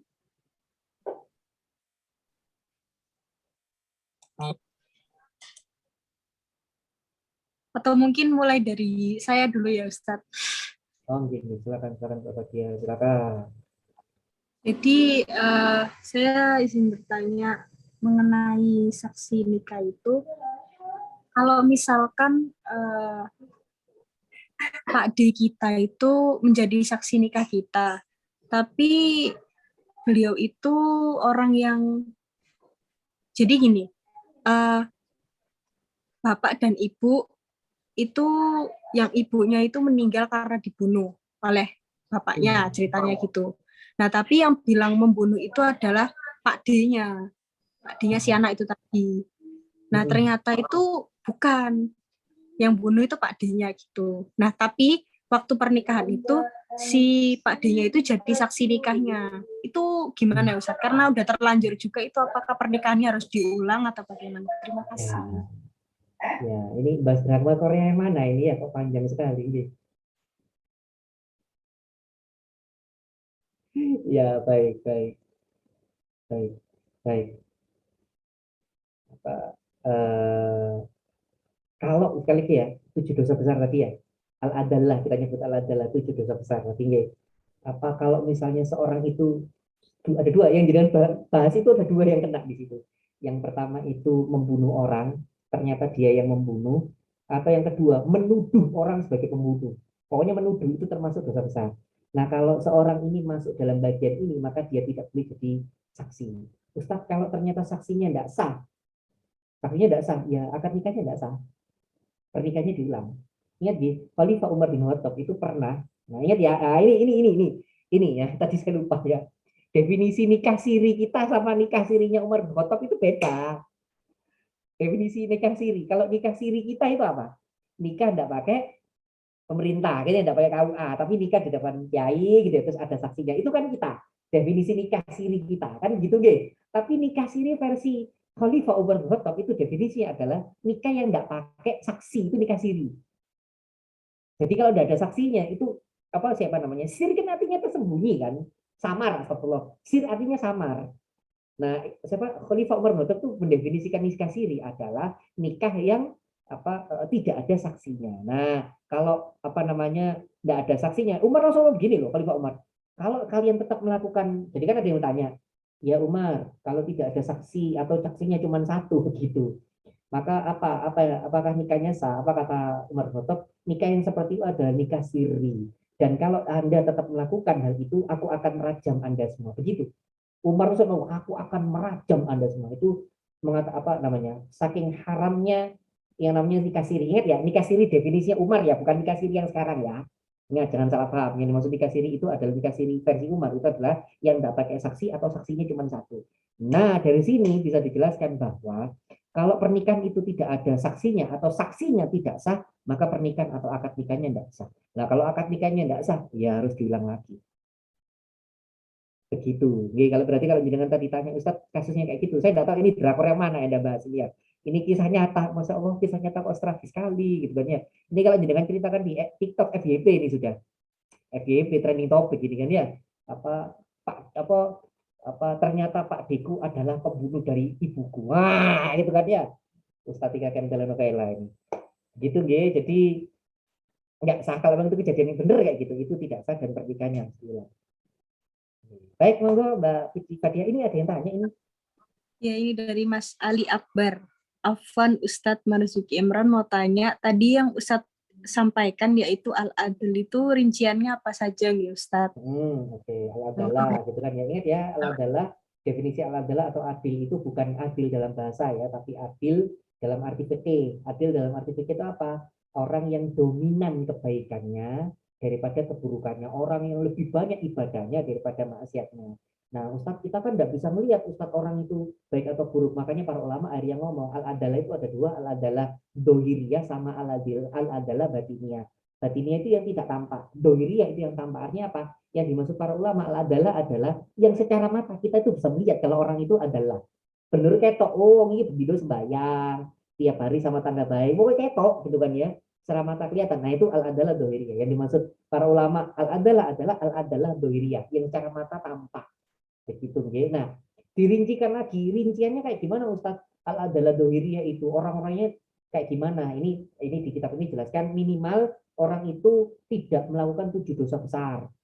7 dosa besar. Jadi kalau dia orang ini pernah melakukan salah satu di antara 7 dosa besar ini, dia tidak boleh menjadi apa namanya? Dia tidak termasuk al-adalah, nggak boleh jadi saksi. Apa itu tadi ya? Syirik, ya syirik, membunuh, makan harta riba, makan anak makan harta anak yatim, terus apa namanya? Apa tadi? Satunya tadi apa? Saya kok sampai lupa satunya. Lari dari peperangan ya, satu saya lupa ya, lari dari peperangan. Terus yang terakhir menuduh orang lain. Ya, lari peperangan, menuduh orang lain, syirik, membunuh, makan harta riba, makan harta anak yatim, menggunakan sihir. Nah, itu ya 7 dosa besar. Jadi kalau orang ini melakukan salah satu di antara 7 ini, maka dia bukan al-adalah, dia tidak boleh jadi saksi. Itu yang pertama ya. Terus yang kedua ada lanjutannya. Apa itu? Orang yang meninggalkan kewajiban-kewajiban. Apa itu? Contoh orang yang tidak pernah sholat sama sekali. Nah itu tidak boleh jadi ada. Itu tidak termasuk adalah tidak boleh jadi saksi nikah. Atau orang tidak pernah puasa Ramadan sama sekali, tidak boleh jadi saksi nikah.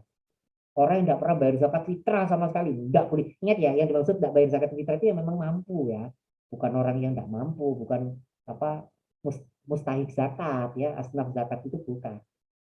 Ya, jadi memang dia mampu dan tidak mau bayar zakat fitrah. Nah ini orang ini tidak boleh jadi saksi. Itu al-adalahnya itu al-adalah doiriyah.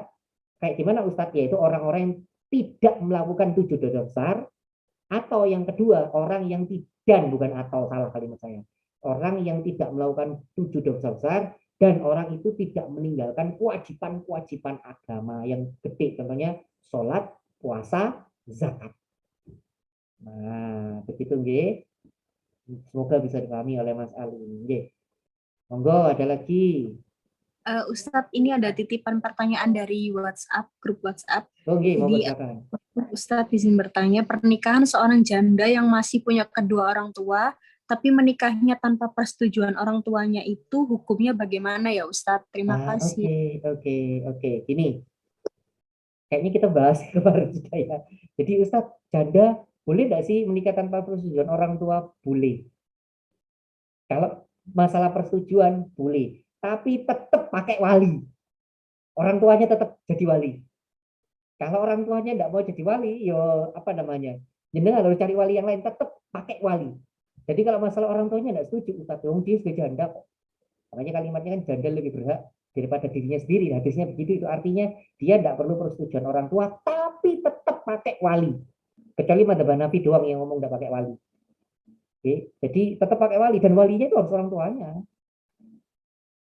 Harus orang tuanya. Kemarin kita bahas ya, siapa saja yang berhak jadi wali gitu ya, mulai dari orang tua, terus apa kalau dalam apa kita kalau belajar madzhab Syafi'i itu ke atas orang tua, kakek, anak begitu ya. Kalau dalam madzhab Hanafi dibalik ke bawah. Jadi yang jadi apa wali nikah itu justru bukan orang tua, anak dulu kan. Kalau dalam mazhab apa namanya Hanafi dibalik dari bawah ke atas. Kalau dalam mazhab Syafi'i dari atas ke bawah. Ya, jadi sekali lagi, Ustaz, kalau seorang janda, apakah perlu persetujuan orang tua? Enggak perlu. Kalau persetujuan ya, enggak perlu. Tapi wali nikah tetap ada. Wali nikah yang pertama itu harus orang tua. Dan orang tuanya enggak mau, Ustaz, ya, jangan cari wali nikah yang lain. Tetap harus ada wali nikah. Oke, misalnya janda ini punya anak gitu, dia monggo kalau anaknya, sorry, astagfirullahaladzim, saya lupa, dari laki-laki, kecuali yo, dari laki-laki, wali nikah itu mesti dari laki-laki,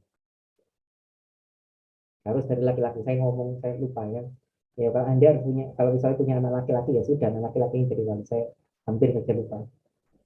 Gitu, jadi tidak perlu persetujuan, tapi harus ada wali. Tetap wali nikahnya harus ada.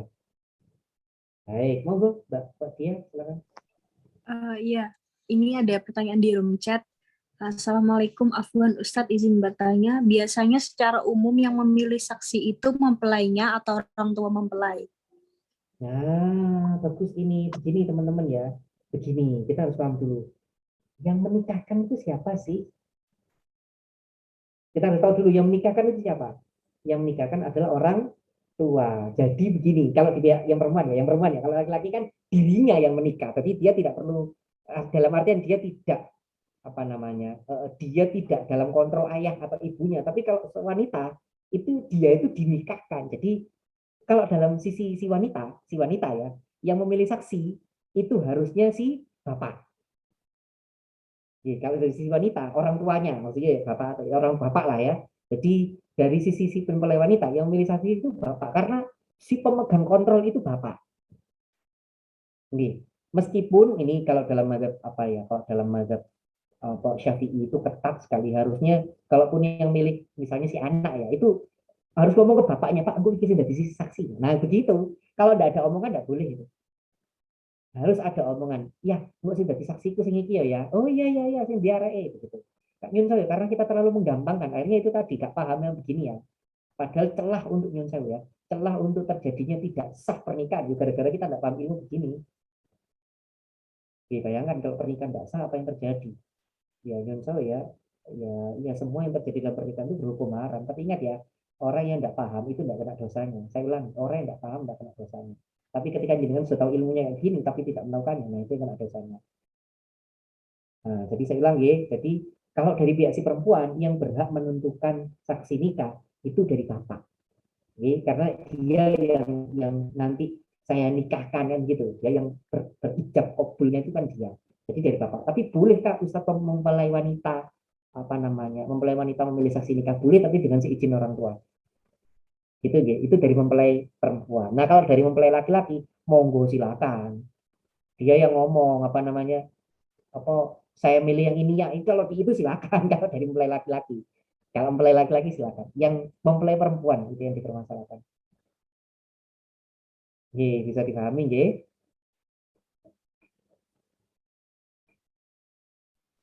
Ya, Ustadz, Baik. ini ada revisi dari pertanyaan sebelumnya.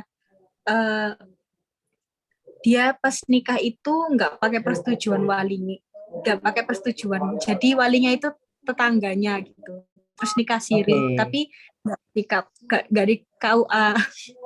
Itu gimana bentar, Ustadz? bentar, Sah atau bentar, tidak? bentar. Ini cerita janda tadi, bukan? Iya, cuma Ustadz. Iya. Oke, oke, baik, oke. Jadi panjang ini urusannya ya. Oke, yang cewek yang janda tadi, oke. Terus tetangganya itu siapanya? Ada hubungan darah kah? Enggak Ini anu Ustadz. wali ya, wali loh, bukan saksi, wali. Kita bahas wali kan ini ya. Bener wali kan Iya, ini yang kita tanyakan wali kan? Bukan saksi ya, wali kan? iya walinya Ustadz. Wali, oke ya, oke. Pertanyaan saya, tetangganya itu punya hubungan darah apa dengan dia? Enggak ada. Nah, nggak sah itu. Walinya itu penghulu pemuka agama gitu Ustadz katanya. Oh, si. Ini, begini. Ustadz, kalau walinya tidak ada hubungan darah, terus misalnya apa penghulu, pemuka agama dan sebagainya, gitu ya. Jadi begini, wali itu boleh setelah gini, setelah jadi gini ya, setelah diruntut dari keluarga Kaono, dari apa namanya eh, eh, eh, eh, eh, eh, eh, dari keluarga Kaono, dari pokoknya dari keluarga di rentet Kaono gitu kan ya. Maka siapa yang boleh jadi wali? Ingat ya, kita bahas kok kemarin itu boleh boleh orang yang apa namanya jadi wali itu orang yang kalau dalam bahasa kita itu pemimpin negara, khalifahnya, apa namanya presidennya kan kemarin dia bahas kita bahas toh yang boleh jadi wali kalau misalnya keluarga wis ono wis entek maka yang boleh jadi wali itu pemimpin negara atau presiden. Nah karena di sini kan mosok kita pak presiden terus jadi wali aku makanya kan dilanjutkan yang boleh jadi wali adalah menteri agamanya nanti dilanjutkan ke KUA dan sebagainya. Maka kalau dalam tatanan praktis yang boleh pak jadi wali kita yang boleh jadi wali kita itu yang ditunjuk oleh negara yaitu KUA. KUA itu boleh jadi wali. Ingat ya dalam teks fikihnya itu adalah pemimpin. Saya bicarakan kemarin bicarakan teks hadisnya kan. Pemimpin di wilayah tersebut yang boleh jadi wali nikah. Kalau keluarganya sudah tidak ada. Jadi harus orang KUA yang jadi apa namanya wali nikah, bukan tokoh. Sekali lagi bukan tokoh, tapi orang KUA, orang yang memang ditunjuk oleh negara. Orang ini mewakili negara untuk menikahkan. Jadi KUA yang menikahkan harus KUA. Tidak bisa kalau bukan KUA. Jadi kalau wali nikah kita nunggu toko tetangga nggak bisa. Saya pernah ngomong teman saya kemarin kita kemarin bahas kan saya ngasih anu nggak sih kemarin PDF saya lupa. Bentar saya cek ada nggak sih saya atau jangan-jangan kemarin saya nggak bikin PDF ya. Bentar ya teman-teman ya. Saya kemarin lupa nggak bikin PDF ya wali nikah ya. Iya kayaknya saya belum bikin kemarin wali nikah. Oh iya kayaknya nggak ada. Nggak ada saya belum bikin wali nikah. Oke. Jadi wali nikah ini apa namanya? Seperti kita bahas kemarin ya, sebulan yang lalu kan kita bahas itu. Kalau keluarganya sudah tidak ada, maka yang boleh jadi wali nikah adalah bukan tokoh agama, bukan yang ditunjuk oleh pemerintah yang sah untuk menikahkan. Kalau kalau nomor satu kan presiden, mari presiden itu menteri agamanya, mari menteri agama ya yang dibawa Kementerian Agama, KUA. Jadi yang boleh menikahkan adalah KUA atau mudin, wis lah Jadi memang orang ini ditugasi sebagai mudin, masih dia tidak, misalnya dia memang tidak tergabung di KUA misalnya, tapi dia memang ditugasi oleh orang KUA, sangat bagian nikah Pak, nah itu boleh jadi wali. Ya, jadi tidak sembarangan orang teman-teman boleh jadi wali, tidak sembarangan orang, tidak sembarangan orang. Ustaz tetangga tidak boleh. Kalau memang tetangga kita itu memang mudin atau tetangga kita itu yang apa ya ditunjuk oleh KUA untuk jadi mudin, nah atau ditunjuk oleh KUA apa sebagai orang yang menikahkan orang, nah itu baru boleh. Nggih, bisa dipahami nggih Mbak nggih. Jadi nyun sewu itu tidak sah pernikahan. Kalau lu Ustaz terus gimana? Diulang. Ya, maka jenengan harus cari yang itu tadi walinya yang ditunjuk oleh negara. Mudin, harus mudin. Nggak boleh orang lain jadi wali, nggak boleh. Nggih. Kecuali Anda bermadzhab Hanafi. Sekali lagi, Anda di sini orang Indonesia nggak mungkin bermadzhab Hanafi. Harus pakai wali. Ya, jadi Ustaz makanya teman-teman ya, kalau jenengan nggak bisa pakai ayah, misalnya ayah nggak mau Ustaz, ya dari keturunannya ayah. Menurut saya maksudnya keturunan ayah itu kayak kakek, cucu, adiknya ayah yang laki-laki gitu loh. Terus anaknya keponakan, kok anaknya keponakan, astagfirullah, anaknya anaknya apa namanya, anaknya adik kita yang laki-laki, yang kayak gitu, gitu loh. Itu masih bisa jadi wali. Jadi Yun jangan langsung ke apa namanya, langsung ke tetangga, enggak yang masih ada jalur darah loh. Ya saya sebut ya kakek, anak laki-laki, terus apa namanya, apa Anda punya adik laki-laki, ya itu bisa jadi apa wali, atau Anda adik laki-laki Anda itu punya anak laki-laki atau kita nyebutnya keponakan, nah itu bisa jadi wali. Jadi itu dulu dulu, kalau itu semua sudah tidak ada, baru wali nikahnya itu bukan tokoh, bukan tokoh tapi orang yang apa namanya, yang menikahkan atau kita nyebutnya model. Itu jadi pernikahannya tidak sah kalau bukan itu wali. Oke, baik, monggo Mbak MC ada lagi. Ya, terima kasih Ustadz atas jawabannya. Ini ada yang melanjutkan pertanyaan lagi dari yang memilih saksi itu mempelai pria, orang tua atau mempelainya gitu. Namun jika orang tua seorang anak itu memilihkan seseorang yang saksi itu telah melakukan salah satu dari 7 dosa besar itu, apakah anak perempuan itu harus memaksa memberikan rekomendasi orang yang lain untuk jadi saksi? Gimana Ya, Ustaz? begini teman-teman yang dirahmati Allah, kita itu berusaha sekuat mungkin supaya kehidupan kita, pernikahan kita itu benar sesuai dengan syariat. Kita sangat berusaha itu. Sehingga biopo caranya supaya benar-benar sesuai dengan Islam. Hanya saja teman-teman, apa yang kita lakukan itu terkendala dengan latar belakang orang tua kita. Orang tua kita mungkin ngajinya belum sebaik kita, sehingga apa namanya, uh, uh, uh, uh, uh, apa ya, uh, cara bersikap orang tua kita berbeda dengan kita. Sekali lagi ya teman-teman, kalaupun orang tuanya dengan berbeda, Anda nggak boleh ngomong yang kasar ataupun pokoknya nggak boleh yang buru-buru terhadap orang tua. Kata hadisnya Rasulullah kan gini, sebenarnya Allah melaknat seorang anak yang ketika belajar atau ngaji, pokoknya belajar menuntut ilmu, ilmunya digunakan untuk melawan orang tuanya, itu nggak boleh. Insya Allah, saya ingat dosa saya ngaji, ingat dosa saya dulu pas ngaji itu saya gunakan untuk melawan orang tua saya. Ini duit apa ini syirnya, Insya Allah. Astagfirullah. Itu dulu tahun 98 ketika saya ngaji, ya ngaji yang anu ya, yang Islam keras-keras kayak itu. Saya dulu ngaji di situ tahun 98 dan ada masih di sini di mana, tak matikan background saya. Nah.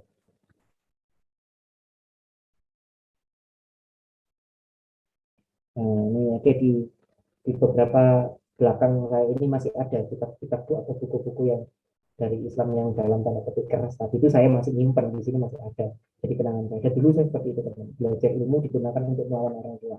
Sampai almarhumah ibu itu selalu ngomong ini penulis kolam tiga kira di bapak, sampai itu bilang gitu karena kita berbeda mendapat urusan agama, padahal itu bukan sesuatu yang apa ya, yang pokok wong itu loh, cuman permasalahan kuno tidak kuno tahlil itu saya dulu itu syirik bid'ah dulu saya gitu dulu. Jangan diikuti ya teman. Nah, kembali lagi ke kasusnya yang tanya ini Ustaz, orang tua kita bisa jadi belum punya ilmu seperti kita. Lalu apa yang harus kita lakukan Ustaz? Yang jenengan tanyakan itu pernah ditanyakan oleh salah satu murid saya yang saya diminta untuk jadi wali, astagfirullah, wali nikah, khutbah nikah saat itu. Saya cerita, Ustaz ini keluarga saya mintanya itu harus ini gitu kan ya. Terus gimana? Tapi saya pengennya ini Ustaz, boleh atau tidak? saya begini, baik. Karena jenengan kalau menjelaskan tidak akan percaya, enggak apa-apa, biar saya saja yang jelaskan. Kalau mau ditemukan sama orangnya, monggo. Atau begini, saya carikan buku yang berbahasa Indonesia, saya fotokan. Maksudnya, ini loh, yang berhak jadi wali nikah itu yang sah kayak gimana. Jadi, memang harus dijelaskan. Ini jenengan, ini yang tanya ini, jenengan harus tanya, harus ngomong ke orang tua jenengan. Bu, saksi nikah yang kayak begini ini tidak sah menurut Islam, Bu. Namanya al-adalah. Nggih, jenengan jenengan cari bukunya, tunjukkan ini loh Bu, di kitab ini ya, yang saya mungkin keluarga jenengan belum bisa berbahasa Arab, ya sudah yang bahasa Indonesia. Di buku ini dijelaskan Bu, kalau ternyata yang melakukan 7 dosa besar ini atau yang meninggalkan kewajiban tidak sholat, tidak puasa, tidak zakat, itu tidak termasuk al-adalah dan tidak boleh jadi saksi nikah. Jelaskan itu, Pak. Jelaskan. Ya, jauh-jauh hari sebelum pernikahan, jelaskan cara baik-baik tanpa menyalahkan orang tua. Ya, Yun Sewu, jelaskan, jelaskan. Kalau Ustaz, kalau orang tuanya tetap maksa, ya sampaikan, Bu, jenengan kok daripada milih itu yang seperti itu, kok enggak, kan masih banyak yang lain. Monggo, terserah ibu, terserah bapak, tapi jangan yang itu, Bu, karena beliau itu sudah terkenal melakukan, maaf ya, maaf, maaf. Misalnya sudah terkenal orang ini bukan belum tobat ya, memang bukan orang yang tobat gitu kan ya, sudah terkenal orang ini pembunuh dan nggak tobat misalnya, sudah jelas itu. Ibu pengen tak pernikahan saya yang jadi saksi itu orang yang kayak begitu. Ibu nggak pengen tak pernikahan saya penuh dengan keberkahan. Nah itu, ajak dialog Mbak ya. Sekali lagi, bahasa kita kalau sama orang tua itu bukan bahasa menyuruh, bukan bahasa membenarkan, tapi bahasa dialog. Betapa banyak dalam rumah tangga itu berantem, bukan karena apa yang mereka bawa salah benar, bukan, tapi salah berdialognya. Dan saya sadar betul, saya sadar betul, saya dan istri saya juga banyak kekurangan. Ketika kami berantem, kami tahu betul bahwa apa ini bukan permasalahan salah dan benar, tapi dialog atau cara berkomunikasinya yang salah, sehingga pesan tidak tersampaikan. Padahal saya itu cuma ingin menyampaikan pada istri saya, begini loh yang, tapi karena saya dalam keadaan emosi, akhirnya tidak diterima oleh istri saya. Begitu juga sebaliknya. Sebenarnya istri saya itu maksudnya begini, tapi cara menyampaikannya tidak tepat, momennya nggak tepat, saya menerimanya salah. Sehingga apa? Ya akhirnya berantemnya jadi lebih hebat. Sama, jenengan nanti kalau menyampaikan ini ke orang tua, ingat ya, sampaikan dengan bahasa yang tepat di momen yang tepat. Karena ini syariat Islam dan kita harus tahu betul orang tua kita mungkin belum tentu tahu ilmu tentang ini. Maka bahasanya itu bahasa dialog. Saya ulangi, bahasa dialog, bukan bahasa gurui, bukan bahasa memberitahu, bukan bahasa sok bisa, tapi bahasa dialog. Dialog. Menurut Ibu gimana, Bu? Menurut Bapak gimana? Kalau yang jadi saksi nikah saya itu justru orang yang sudah terkenal banyak berbuat dosa. Jangan enggak pengen tak pernikahan anak sekali-kalinya itu yang jadi saksi itu orang yang penuh dengan keberkahan. Bu ya sekali-kali ya, bahasa dialog ini bahasa dialog. Bu ya sekali-sekali yang jadi saksi nikah kiai atau sopong dulu Bu ben dadi barokah Bu. Nah, begitu itu pakai bahasa yang kayak begitu. Oke, nyun sewu ya. Jadi kan tahu namanya apa namanya Kiai apa namanya Salim Al Khalili, nggih, cicitnya Hadratus Syekh Hashim cicitnya Syekhona Khalil, gurunya Kiai Haji Hasyim Asari sama gurunya Kiai Haji Adam Dahlan. Kan beliau itu gurunya mereka berdua. Nah, Syekhona Khalil ini punya cicit namanya Salim Khalil. Beliau masih ada sekarang. Temannya Gus Baha, katanya punya lorong. Beliau itu teman-teman ketika menikah, itu menikahnya di Yaman. Sampai sama Gus Baha bilang, "Moyo tuh ojo ado nek nikah, kok dikira nikah itu kudu sok merono." Tapi beliau nikah di Yaman itu tujuannya cuma satu. Beliau itu cuma pengen yang jadi wali nikahnya itu gurunya beliau. Sampai calon istrinya itu diboyong ke Yaman. Ustadz yang jadi wali nikahnya siapa Ustadz? Yang jadi wali nikahnya Habib Umar bin Hafid. Bayangkan, wali nikahnya itu Habib Umar bin Hafid. Yang nggak semua orang itu bisa, apa, Habib Umar bin Hafid itu mau jadi wali nikahnya. Itu beliau jadi wali nikahnya. Wali nikah, astagfirullah, saksi nikah, maaf, salah ngomong. Beliau yang jadi saksi nikahnya itu. Jadi saksi nikahnya itu Habib Umar bin Hafid. Bagi teman-teman yang tidak tahu Habib Umar bin Hafid, silakan jangan googling nanti siapa Habib Umar bin Hafid. Habib Umar bin Hafid adalah gurunya semua Habib di Indonesia. Kok di Indonesia? Gurunya semua Habib di dunia. Itu Habib Umar bin Hafid. Gurunya semua Habib. Jangan tanya, enggak benar yang ditarim, enggak benar. Benar. Benar yang ditarim. Saya dulu ini cerita ya, saya pernah cerita sama anak-anak serkit itu. Saya ceramah di Kalimantan, saya nggak tahu kalau di situ ada Gus orang Solo gitu kan ya. Waduh mati kalau saya bilang gini, astagfirullah, saya ngomong sama dia, jenengan kok nggak ngomong sama saya kalau ada Gus ini. Ya nggak tahu Ustadz tiba-tiba datang, ya saya nggak mau ceramah mas. Ya tahu tahu diri di depannya Gus yang tahu ilmunya lebih tinggi kok. Terus gimana Ustadz? Waduh sudah terpampang nama saya, akhirnya saya nyun sewu dan meminta maaf sungkem sama Gus, nyun sewu ngampunkan Gus, saya mendahului. Oh nggak apa-apa Ustadz, nggak apa-apa. Itu saya ketika saya ceramah, setelah saya ceramah saya langsung ngobrol sampai beliau seharian sampai apa ya, semalaman sampai jam 2 itu ya enggak tidur, karena setelah saya keluar cek beliau itu muridnya Habib Umar, beliau ngajinya di Tarim sana, ngaji saya bilang, Masya Allah, saya tahu beliau itu Gus putranya seorang kiai. Yang kedua beliau ngajinya di Habib Umar, malah beter, saya malah takut waktu ini kalah ilmu, kalah soleh, kalah sanat. Ini sanat saya di mana ya, itu sanatnya langsung ke Habib Umar. Saya akhirnya tanya sama beliau, Habib Umar tuh kayak gimana sih Gus, kesehariannya beliau kayak gimana, Masya Allah. Jadi, ini saya ceritakan yang ini saya tidak tahu dari beliau, tapi tahunya dari murid beliau yang lain, muridnya beliau yang lain. Saya tahunya dari beliau. Ceritanya begini, teman-teman mungkin mengikuti ya, setahun yang lalu ibu saya meninggal. Teman-teman mengikuti ya, Juli 2020 kemarin ibu saya meninggal. Oke, tanggal 15. Pas tanggal pernikahan saya, pas jam pernikahan saya. Jadi ibu saya meninggal pas akad nikah saya, maksudnya hari yang sama dengan akad nikah, apa ya, hari ulang tahun pernikahan lah saya kalau nyebutnya ya. Nah ketika ibu saya meninggal, keesokan harinya kan saya harus ceramah itu untuk anak-anak TK, playgroup kalau nggak salah. Dan itu saya tetap memutuskan untuk ceramah meskipun masih nangis ya, ceramah untuk nyanyi neng noah ya. Nah setelah itu saya langsung menolak, saya tidak mau ceramah dulu sampai beberapa minggu, saya mau berhenti istirahat, capek saya. Setelah 2 minggu diisolasi dari ibu, tolong beri waktu saya sendiri, begitu saya ngomongnya begitu teman. Baru saya niati begitu, mau nolak orang-orang yang ngundang, itu saya pokoknya non undang tak tolak, titik gitu ya. Itu saya bercerita dari muridnya Habib Umar itu, beliau bilang begini, Habib Umar itu teman-teman, putri yang paling dia cinta itu meninggal, sampai pondoknya itu ada salah satu ruangan yang dikasih nama putrinya itu meninggal. Beliau menangis, itu kelihatan murid santrinya itu lihat, beliau menangis seperti menangisnya seorang ayah kehilangan putrinya, nangis tuh. Itu santrinya yang ditarik ngomong begini semua, jadi kataannya nanti malam udah ada pengajian ini, belakang Habib anu ya, putrinya meninggal, mungkin ada pengajian. Sudah semua santri itu siap untuk pergi ya karena pengajian. Ternyata malamnya itu beliau masih mimpin pengajian. Beliau masih mimpin pengajian, terus apa tahajud masih mimpin tahajud, subuhnya masih ngasih pengajian. Jadi seakan-akan apa ya, tidak terjadi apa-apa, padahal putrinya baru saja meninggal. Itu saya lihat itu teman-teman, saya langsung nangis, ya Allah ya Rob, saya bilang, saya ini baru kehilangan ibu saya sedihnya meskipun normal, wajar buat seorang yang bersedih, itu wajar, tapi ya Allah itu akhlaknya cucunya Nabi kayak begitu Rasulullah. Dakwah itu dakwah demi dakwah, dia itu mengesampingkan emosi hatinya, pokoknya harus dakwah. Itu saya nangis mas, saya lihat akhlaknya Habib Umar itu langsung nangis, ya Allah malu saya tahu betul belum bisa mencontoh Rasulullah. Saya tahu betul saya belum bisa nyontoh Nabi. Kejauhan lah kalau mau nyontoh Nabi. Ya saya nyontoh cucunya Nabi saja lah. Ya karena saya tahu Habib Umar kayak begitu, saya bilang ya sudah.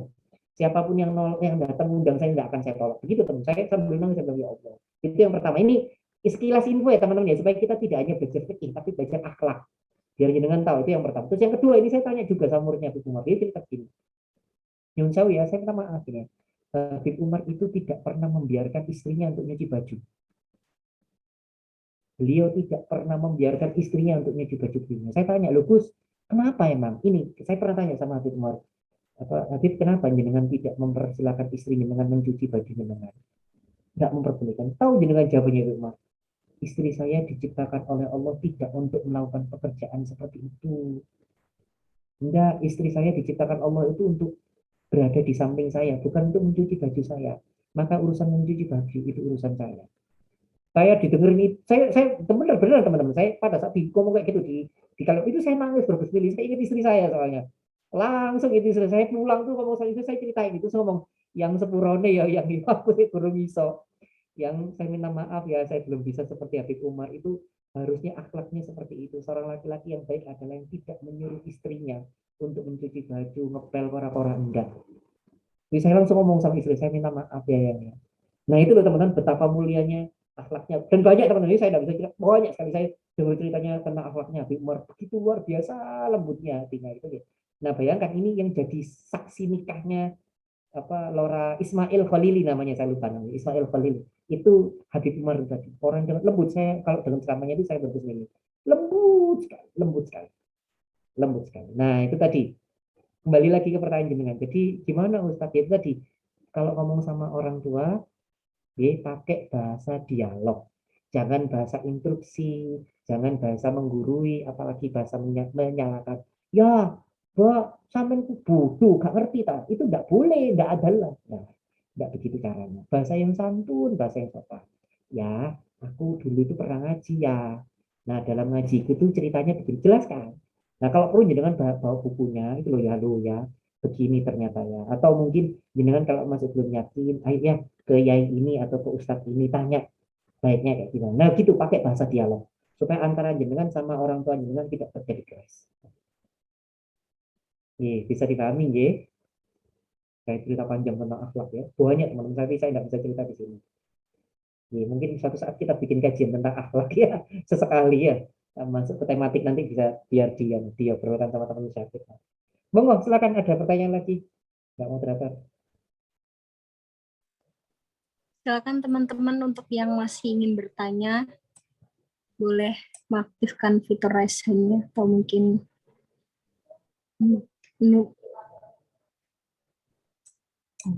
Ya sambil nunggu ya, ini kalau misalnya ada tanya mau diketik atau ngomong sambil nunggu tak ceritain lagi. Saya ini berbesmili, masya Allah ya.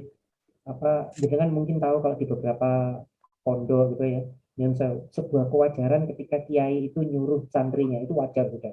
Dan santri itu paling seneng kalau disuruh kiai. Bener mas, bener saya aja kalau ketemu sama guru saya di bangun pokoknya gelem mas.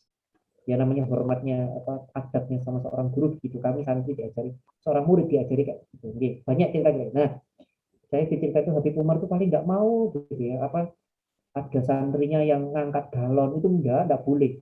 Pokoknya kalau itu memang galon untuk air minum untuk para santri, monggo silakan diangkat sendiri. Tapi kalau air minumnya itu untuk dia dan keluarganya enggak boleh ada santri yang ngangkat. Beliau itu ngangkat sendiri. Enggak mau, dia tidak mau menyuruh santrinya, enggak mau. Kudu aku dewi, enggak boleh. Santri itu tidak boleh dibebani oleh gurunya. Padahal di satu sisi seorang santri itu kalau bisa berbakti sama guru itu barokah. Tapi beliau itu tidak mau. Makanya jenengan mungkin lihat ya, ada seorang guru yang mau tangannya dicium oleh santrinya, tapi ada guru yang nggak mau tangannya dicium oleh santrinya. Ada itu siapa? Syekh Al-Buti. Nah, sopo meneh itu. Makanya saya selalu bilang salah satu ciri orang ngajinya niatnya benar, saya ulangi ya, salah satu ciri orang yang ngajinya niatnya benar, dia itu sudah mulai kenal nama para ulama. Berarti itu sudah benar niatnya ngaji, gak cuman pengen dapat ilmu, tapi sudah mulai kenal ulama ini, berarti dia sudah fokus ngajinya itu. Akhirnya kenal. Ya. Ustadz Syekh Al-Buti itu siapa? Syekh Al-Buti itu, kalau Imam Al-Ghazali mungkin Anda pernah dengar ya, Syekh Al-Buti itu bisa disebut seperti Imam Al-Ghazalinya internasional. Orangnya sama, kayak tipikal orang yang senang pengajian, dengar yang pengajian yang lembut-lembut ya. Syekh Al-Buti itu Masya Allah, kalau fikih tegas banget, haram, tegas banget. Tapi kalau bahas tasawuf, bahas tentang kolbu, manajemen kolbu, itu orang bikin nangis. Jangan nanti googling Syekh Al-Buti. Jangan googling di YouTube lah ya, ceramah Syekh Al-Buti sudah banyak terjemah bahasa Indonesia. Apalagi dengan cari yang judulnya Air Mata Al-Buti, ya. Ceramah kalimat Rasulullah, ceramahnya beliau yang tentang kalimat Rasulullah terhadap para para muslimin yang pada saat itu tidak terima atas pembagian rampasan perang gitu. Itu saya nangis dengan ceramahnya Syekh Al-Buti. Nah, Syekh Al-Buti itu teman-teman itu sama, akhlaknya seperti itu. Beliau ketika diminta tangannya dicium itu beliau tidak mau. Bukan karena tidak ingin menghormati santrinya, enggak, tapi beliau tahu betul ketika tangannya dicium santrinya itu dia khawatir hatinya itu langsung merasa lebih tinggi dibanding orang lain. Makanya langsung ditarik begini. Ya, saya dulu pernah ditanyain, Ustadz, bagaimana cara jenengan menjaga hati jenengan supaya tidak sombong? Saya bingung jawabnya, Mas. Mbak, saya bingung, ya Allah, Mas, jawaban jenengan ini saya tidak bisa jawab. Oh, saya kadang tuh merasa, ya Allah, astagfirullahaladzim, saya merasa ilmunya lebih tinggi dari astagfirullah, kalau astagfirullah. Saya ini wis manusia biasa penuh dengan kejahilan. Wis akeh dosa di dalam hati itu masih kepikir merasa lebih dibanding orang lain. Lalu saya sampaikan ceritanya Habib Umar ini. Maaf ya kalau agak jorok, tapi biar jenengan tahu.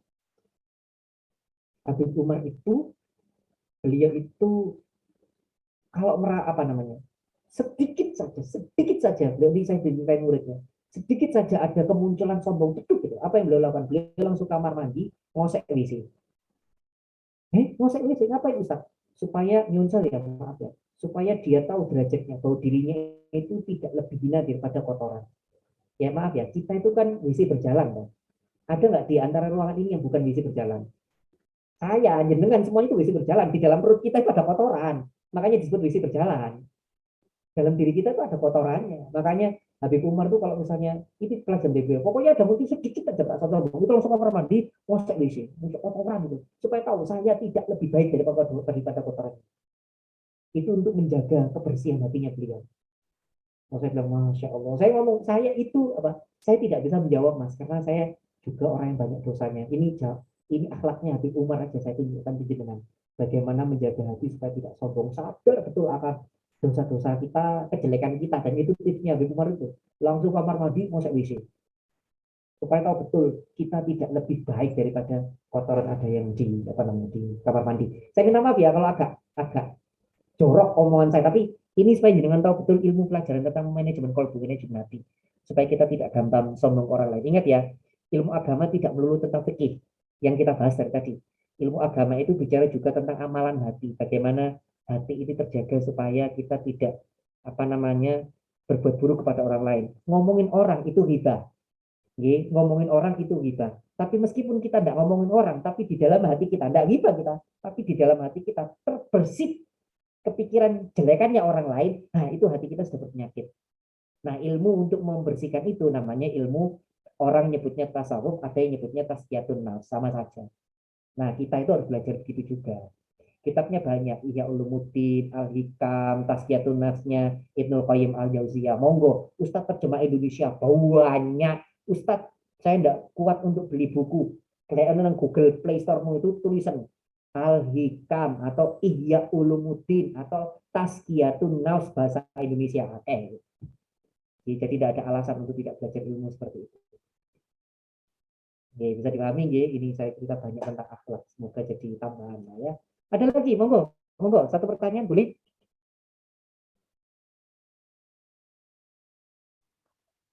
Silakan teman-teman yang mau bertanya.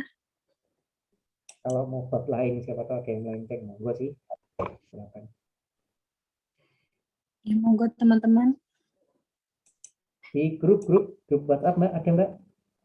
Grup WhatsApp-nya yang Ikhwan atau Afat, ada yang tanya Kak?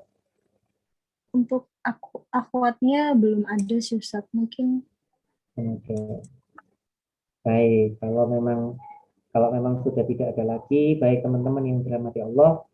Jadi sekali lagi teman-teman, ketika kita melakukan sesuatu, pastikan meluruskannya. Niat itu bisa berubah, sedetik, sekecil apapun itu bisa berubah. Yang kita pelajari hari ini, pastikan lurus banget niatnya. Kita belajar ini, ilmu ini dalam rangka memperbaiki diri kita, dalam rangka mendekat kepada Allah. Kita belajar ilmu seperti ini bukan dalam rangka memperbaiki orang lain. Kita belajar seperti ini bukan dalam rangka mengoreksi orang lain. Kita belajar seperti ini bukan dalam rangka membantah kedua orang tua kita. Enggak, sekali lagi, kita belajar seperti ini dalam rangka memperbaiki diri kita, membersihkan semua kotoran yang ada dalam hati kita, dalam rangka semuanya itu mendekatkan diri kita kepada Allah. Jadi, jangan jadikan ilmu Anda sebagai pisau tajam untuk melukai orang lain. Tapi jadikan ilmu Anda sebagai melihat orang lain dengan penuh kerahmatan, melihat orang lain dengan penuh kasih sayang. Kalaupun ada yang salah dengan orang lain, nasihatlah dengan nasihat yang terbaik. Kalau bahasa Al-Quran, mau idotul hasanah. Saya mohon maaf kalau ada kata-kata saya yang kurang berkenan. Insya Allah kita lanjutkan bulan depan dengan topik-topik selanjutnya. Saya minta maaf kalau bahasa saya ada kurang sopan. Saya minta maaf kalau saya ada salah-salahnya. Saya memang orang yang sangat bodoh, jahil, orang yang penuh dengan kekurangan. Saya minta maaf sekali. Kalau ada yang benar berasal dari Allah, al-haqqu mirabbikum, al-afu minkum. Semoga Allah mengampuni dosa-dosa kita semuanya. Semoga Allah menyelamatkan kita dari segala mara bahaya, segala bencana, segala apapun yang mengancam diri kita. Dan semoga Allah membuat apapun yang terjadi pada diri kita dalam rangka takarrub, dalam rangka mendekatkan diri kita kepada Allah. Terima kasih semuanya. Assalamualaikum warahmatullahi wabarakatuh. Waalaikumsalam warahmatullahi wabarakatuh. Terima kasih untuk Ustadz Marizuki yang telah meluangkan waktunya di pagi hari ini. Dan teman-teman juga makasih udah mau hadir di kajian pagi hari ini. Next time kita ketemu lagi di kajian-kajian yang gak kalah menariknya dengan kajian pada pagi hari ini. Semoga Allah selalu melindungi teman-teman dan semoga Allah menjaga ingatan ilmu kita. Amin, amin, Allahumma amin. Sekian dari saya MC. Mohon maaf bila ada salah kata. Saya tutup kajian pada pagi hari ini. Semua assalamualaikum warahmatullahi wabarakatuh. Terima kasih, Ustadz.